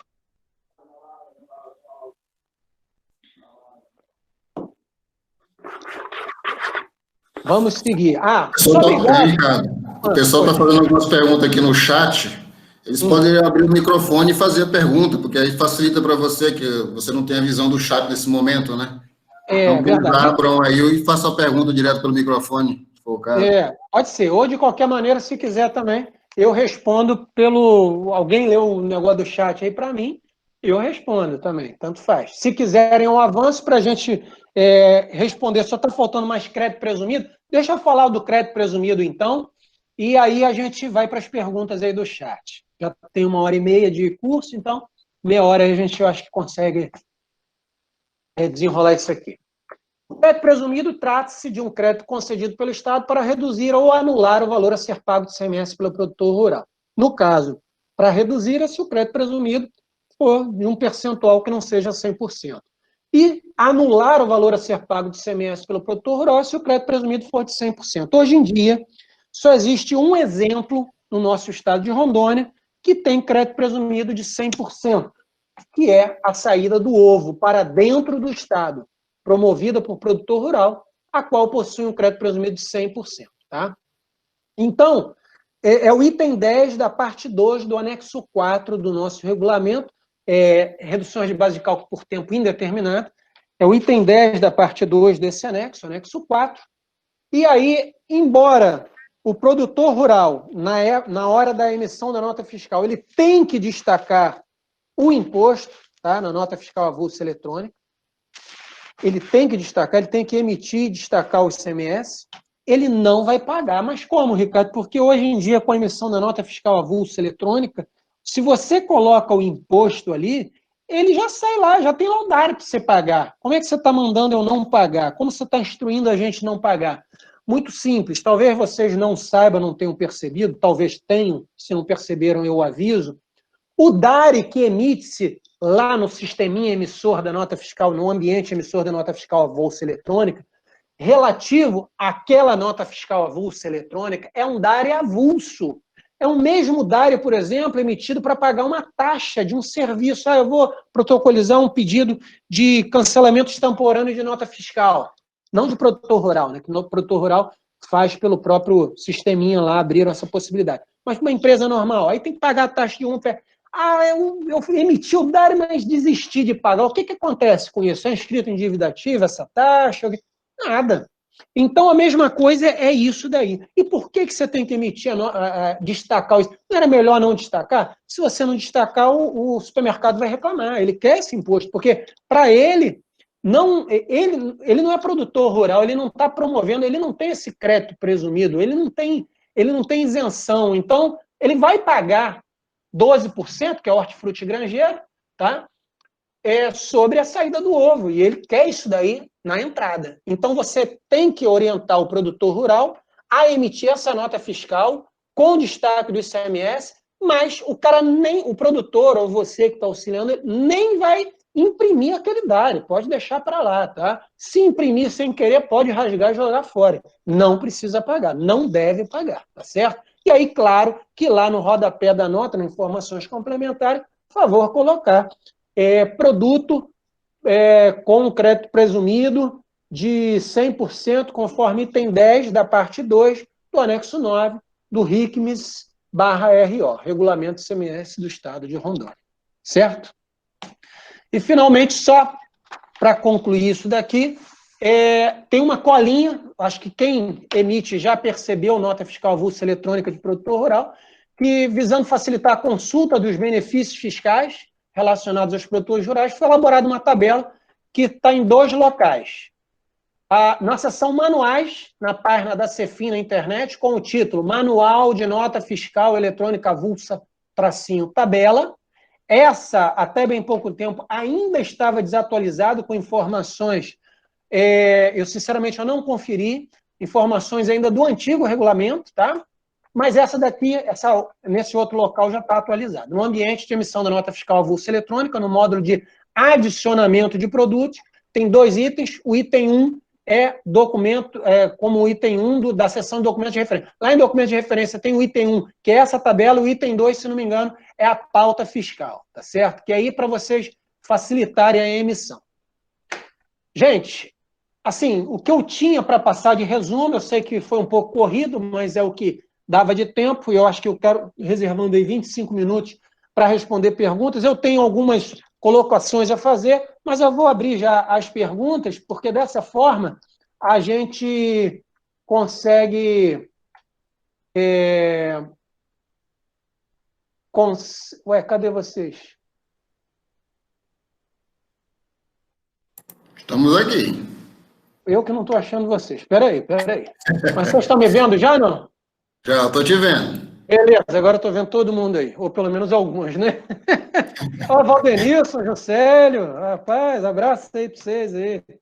Nosso amigo coordenador da Cefim, Antônio Carlos, está aí presente também, apareceu aí conosco. Eu não estou vendo ele não, mas que bom. É isso. Então, Dou até uma boa noite para ele, seja bem-vindo, Antônio Carlos. Tem algumas perguntinhas aqui, Ricardo, que eu selecionei aqui do chat, o pessoal não quis fazer as perguntas. Aí eu selecionei aqui para passar para você, se for o momento, ele já faz agora as perguntas.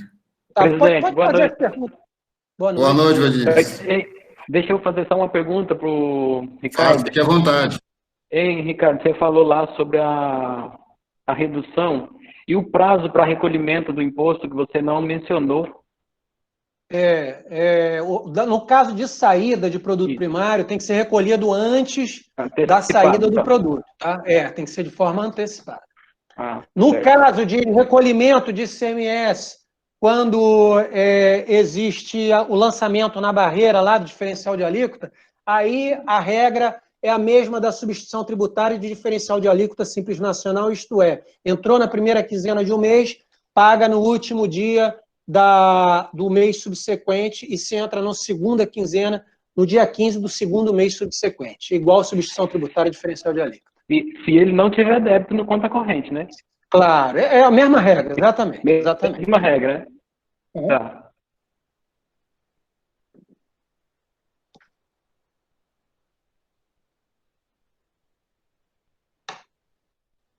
Vamos lá? Algum questionamento aí? Pode prosseguir, presidente. Abriu. A Maria Rita, Ricardo, fez uma pergunta aqui, Maria Rita de Souza. Ricardo, o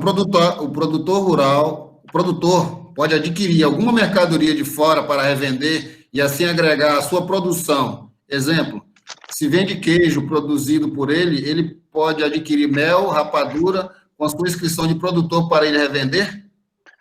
Não. Na verdade, a inscrição de produtor rural é para a produção rural dele, com raras exceções aí, como é o caso do cara enquadrado no subprograma de apoio à verticalização da agricultura, a tal da agroindústria, mas de qualquer maneira ele tem que produzir lá o produto, né?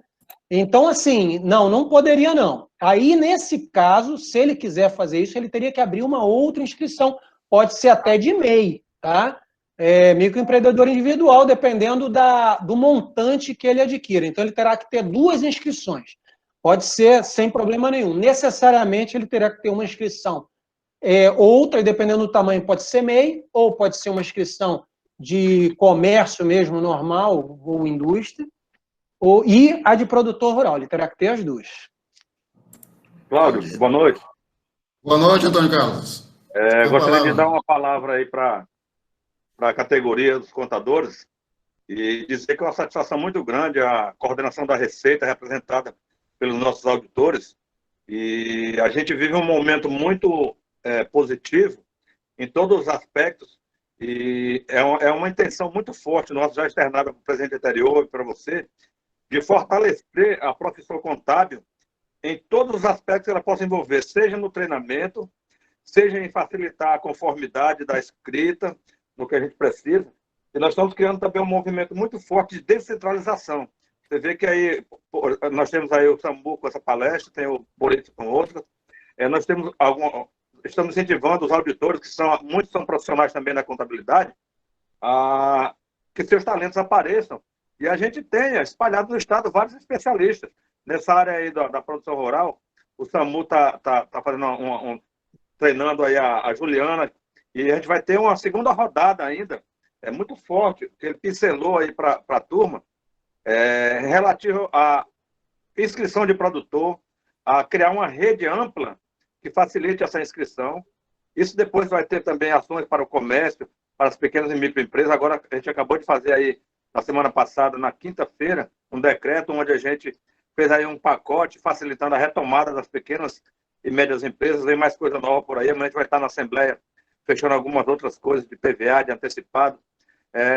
Dizer que o Fisco ele vem de uma construção onde os pioneiros que encararam aí as BR, a terra no nariz, dentro das vans, nas operações safra, onde os antigos tinham todas as dificuldades, tanto na escrita como até o Fisco.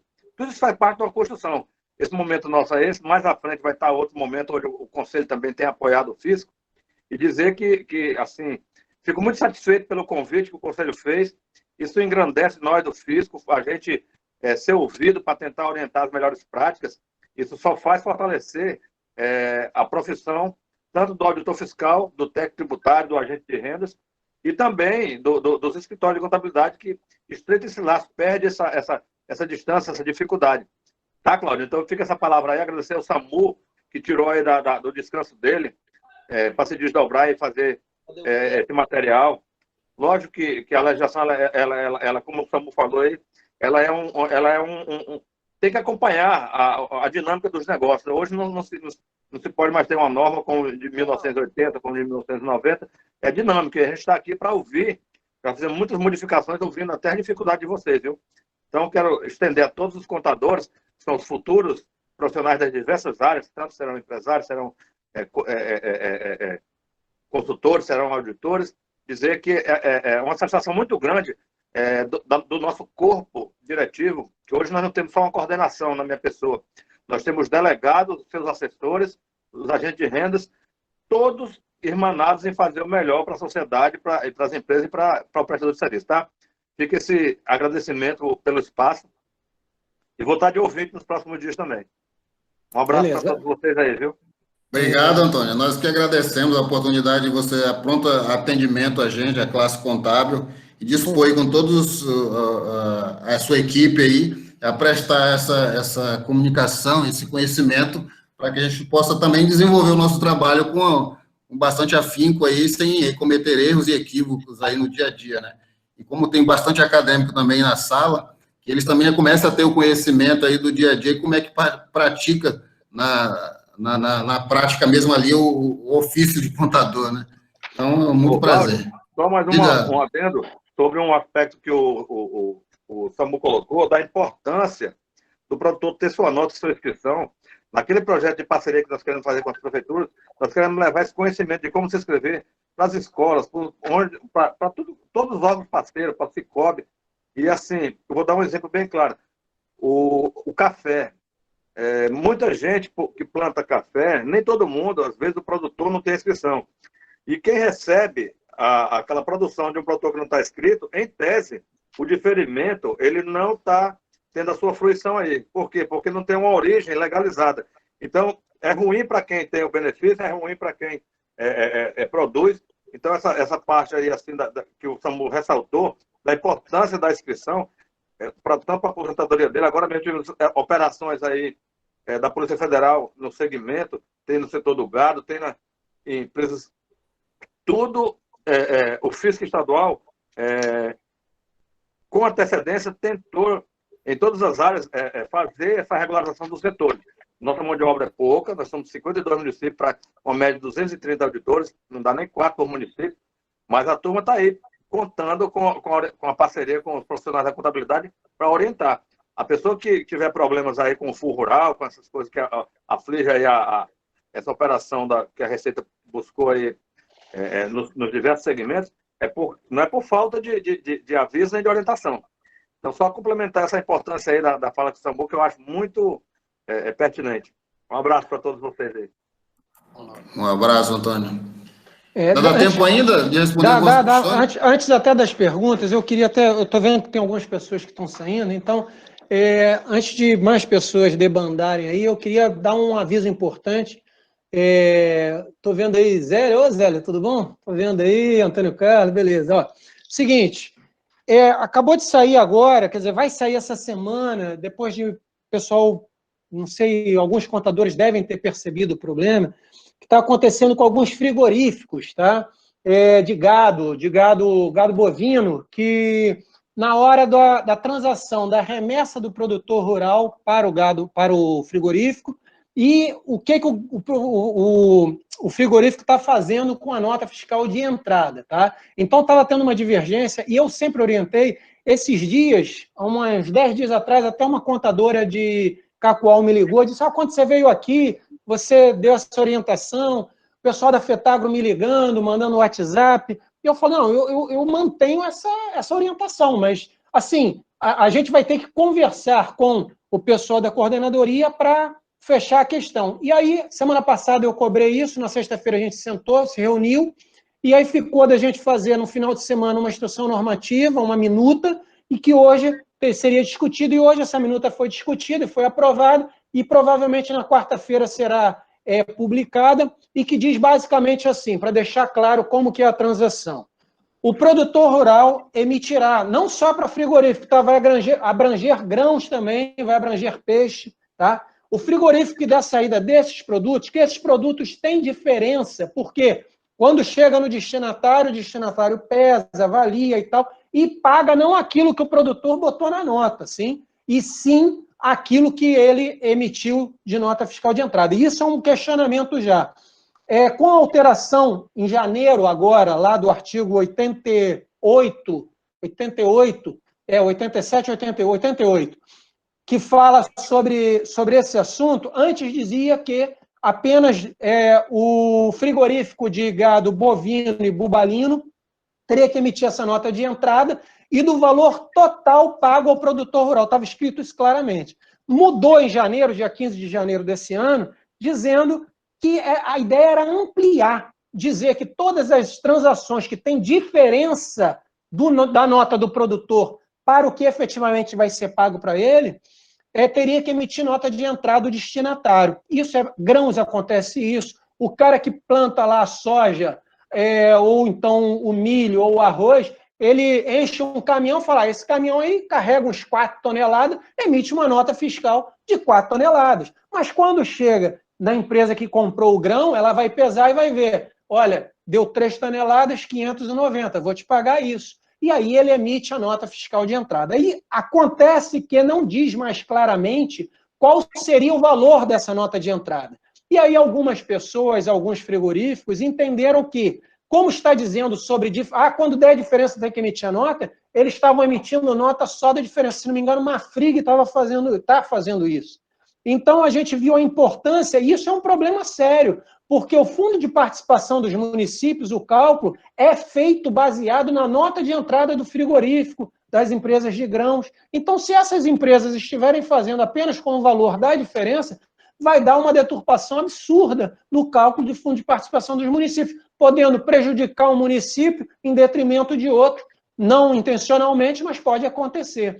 Então, essa instrução normativa diz que o produtor rural, quando emitir nota fiscal para acobertar saída desses produtos, grãos, arroz, eu não lembro de cabeça, arroz, milho, soja, eu acho que feijão, se não me engano, e peixes e gado, bovino, bufalino, suíno e tal, ele teria que emitir a nota de remessa. Por que de remessa? Porque a FETAGRO comunicou a gente e outras pessoas disseram que eles estavam emitindo nota de venda, porque o frigorífico exigia, não, eu quero nota de venda. Mas aí, quando chegava no ano seguinte, a Receita Federal do Brasil botava o cara na malha fina. Por quê? Porque ele não declarou tudo que seria a oferição de receita. Claro que ele caía na malha fina, ele explicaria e falava, não, peraí, essa nota tem a ver com essa, isso aqui é complemento, né?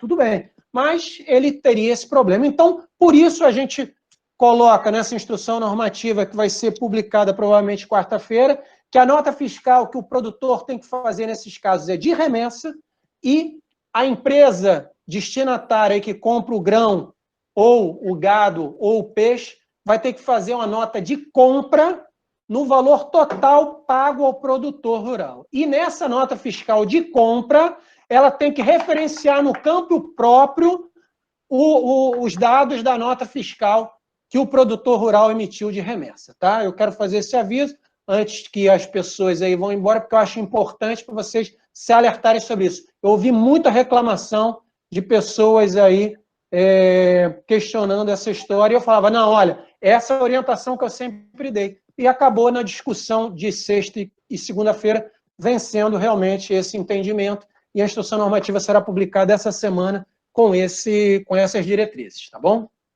Excelente, Ricardo. Isso aí realmente é um anseio muito grande. Eu vi muito contador reclamando sobre essa situação. Está querendo praticamente oferir tributação nos dois lados, né? Tanto na nota do produtor, quanto na nota que estava dando a entrada do produto. Mas excelente, maravilha. Vamos lá aqui para a segunda pergunta, aqui, se ainda dá um tempinho. O Hélio de Castro, ele pergunta, no caso do pescado, compro direto do barco pesqueiro e vendo in natura para comercialização. Nesse caso, tenho que emitir nota fiscal eletrônica? O pescador tem que ter inscrição estadual? Teoricamente tem que ter, né? Tem que ter. Agora, deixa eu perguntar uma coisa. Esse sujeito, ele compra do pescador? Então, ele é um direto do barco. Então, ele não é um pescador, ele é um atravessador, né? Aí ele teria que ter uma inscrição e não é de pescador. Esse aí ele nem vai conseguir ter inscrição de pescador, porque ele tem que ter aquela carteirinha, né? Aí ele tem que ver se ele é MEI, se ele o que ele é, e tem que ter provisão. Isso é um comerciante normal, né? Exatamente. Compra e venda de produto. Beleza. Então tá aí a resposta, Hélio de Castro. Aí tem aqui do Tom Avelar. Existe algum incentivo ou benefício para produtor rural? Acho que isso aqui você respondeu no decorrer da pergunta do material aí. A Ana Marta, também, o que acontece com as vendas de gado sem nota fiscal? Fica sem nota fiscal. O que a gente vai fazer? Se o fisco conseguir lá, venda sem nota fiscal... Localizá-lo, né? Localizar na hora ali, parar o caminhão que está sem nota fiscal, vai autuar, mas... como eu falei, o próprio coordenador falou, né, que nós somos poucos para muitos municípios. Às vezes acontece, mas se não acontecer, vai ficar sem nota fiscal. Vamos fazer o quê? Verdade. O Giovanni Mutz, ele faz a seguinte pergunta, que ficou meio assim. No caso, o produtor rural, na compra de vaca registrada, tem isenção depois da parada da vacinação de febre aftosa? Sobre essa parada de vacinação de febre aftosa, eu sinceramente não entendi. Mas, sobre isso, eu até estava dando uma observada outro dia. Vaca, como é que é? Vaca registrada, é isso? É vaca registrada, tem isenção depois da parada. Olha, eu não sei sobre se depois da parada. Eu sei que ela tem isenção se ela for para exportação, uma coisa assim. Ela tem que ter o registro de árvore genealógica, tem que ter um monte de detalhe. Mas ela tem que ter um objetivo, se não me engano, de exportação. Depois pega o e-mail dessa pessoa também, que eu vou dar uma estudadazinha e vou dar uma respondida com precisão. Mas pelo que eu me recorde, tem que ter esse objetivo. O Wellington Sérgio, o que acontece se eu comprar vaca isenta e vender com ST? Tem algum problema? A vaca isenta e vender com ST, mas vaca não é ST. A carne é ST, mas a vaca não. Se quem está comprando é um produtor rural a vaca, e depois de engordar e for vender e tal, é tudo diferido. Agora, se ele está dizendo comprar vaca, matar, e comprou isento, e matar, não é isento, a vaca é diferida no caso, né? Não é isento não, a terminologia é equivocada aí. O imposto incide, só que num outro momento. Se tiver na saída dos produtos resultantes da matança, ela tem que pagar o ICMS. Se vender para algum comércio, alguma coisa, ainda tem que recolher a substituição tributária. Agora, eu vou dizer que não sei quem é que está matando, comprando e vendendo, se é que está matando, pelo que eu entendi aí, só tomar cuidado com as regras da vigilância sanitária, né? Aí não é nossa alçada. Beleza. Novamente, o Wellington faz a seguinte pergunta também. Se eu pagar o dado dos ovos de 12% sem querer, consigo recuperar aquele valor fácil? Não, fácil não. Restituição nunca é fácil, né? Mas tem direito, sem dúvida nenhuma. Fácil em relação a direito é líquido e certo, né? Líquido e fácil certo, que eu brinco é porque, infelizmente, esses trâmites de recolher... Tem todo um rito processual, né? Exatamente. Se for em dinheiro, então, costuma demorar, que é só o secretário que libera Revisão até chegar... orçamentária, toda aquela coisa toda. Exatamente. Mas tem direito, sim. Fácil no sentido de ter direito, sem dúvida nenhuma. A Cristiane Resch também faz a seguinte pergunta. O produtor rural que compra veículo utilitário, utilizando para transportar a produção, tem isenção de ICMS sobre o valor do bem adquirido? Do bem, o veículo. Isso. O veículo, eu acho que ele já tem, sim. Eu teria que dar uma conferida. Sinceramente, só de isenções por tempo determinado são 97, mais não sei, 40 e tantos por tempo determinado. Então, a gente fica difícil lembrar de tudo, né? Mas eu posso dar uma conferida. Anota também essa pergunta, o e-mail, que eu vou dar uma conferida. Viu, Cristiano? Depois você põe seu e-mail aí para a gente pegar a resposta. Francisco Ribeiro faz a pergunta seguinte. O comerciante que compra um produto que é diferido, e esse produto é ST, como ele vai recolher esse imposto? Para ser mais fácil, ele está falando sobre a carne bovina, né? Ficou meio confuso isso aqui. Se eu entendi direito, se for um intermediário que comprou essa carne para vender para comércio depois, ou para restaurante, ou mesmo for um mercado que tem açougue que venda para um restaurante, num caso desse, ele vai recolher o ICMS operação própria na saída e a substituição tributária do referente à saída posterior do restaurante. É isso. O cara que comprou um gado, né, Zé Carlos, você está falando? Como é que ele comprou?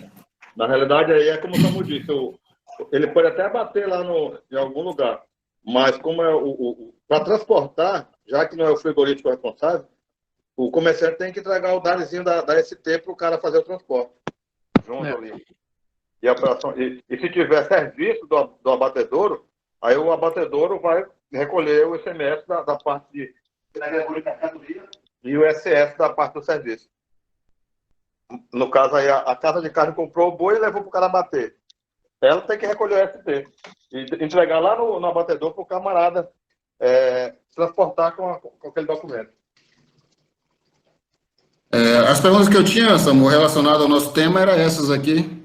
Eu vi alguém colocando aí, postando, aproveitando que o Antônio Carlos ainda está aí presente, eu vi que alguém postou ali dizer ali que seria interessante uma parceria de Cefim com a Idaron, para fins de emissão de nota fiscal. Eu acho perfeito, a gente já conversou sobre isso, eu, Antônio Carlos, a galera. O que acontece é que num passado razoavelmente distante, não tão distante assim, a Idaron era muito reticente a parcerias e tal. Só que a gente já viu aí nesse novo governo aí, parece que mudou isso aí. E nós estamos fazendo aí, Antônio. Eu queria que você falasse um pouquinho sobre isso. É importante. A gente tem um amplo programa de parcerias, incluindo tanto que no regulamento a gente ampliou agora, até para órgãos federais, para ser parceiro nessa hora de fazer tudo que o produtor precisa. E a gente vai criar uma rede de multiplicadores, que o SAMU é um dos líderes, mas, de concreto, com o Idaron é o seguinte, a gente já tinha um compartilhamento de instalações.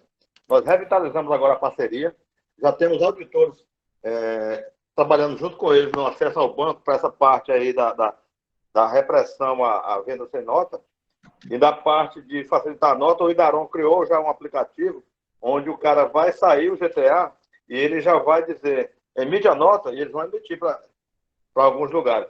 Eles não vão ter perna muito para fazer inscrição, por conta da aglomeração e as questões de saúde lá, mas quando emitir o GTA, eles vão facilitar em todas as unidades, eles vão ser parceiro preferencial na nota fiscal. E já temos um termo de cooperação, como temos com o Conselho, como temos com o SEBRAE, como temos com diversas, com as prefeituras, e nós vamos ampliar isso aí, para facilitar. Todo órgão parceiro vai ser um potencial orientador para a emissão de nota. E o Idaron não está vinculado hoje ainda, porque tem questões aí de ajuste em sistemas, mas ele está colocando no site dele um botão, e vão lançar em breve, onde emite o GTA, emite a nota fiscal, já fazia essa importação dos dados.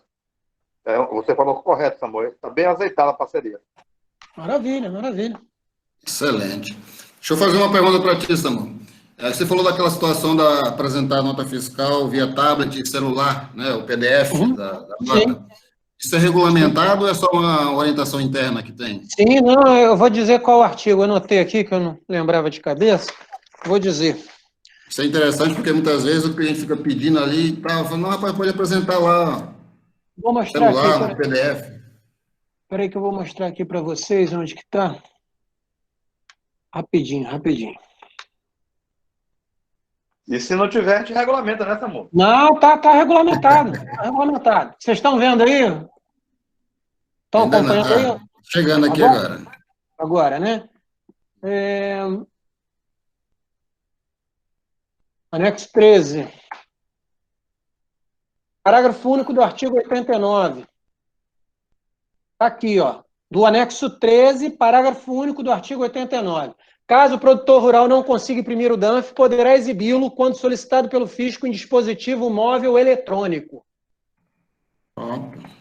Tá bom? Excelente, bacana. Artigo 89, parágrafo único, anexo 13. É o anexo dos documentos fiscais.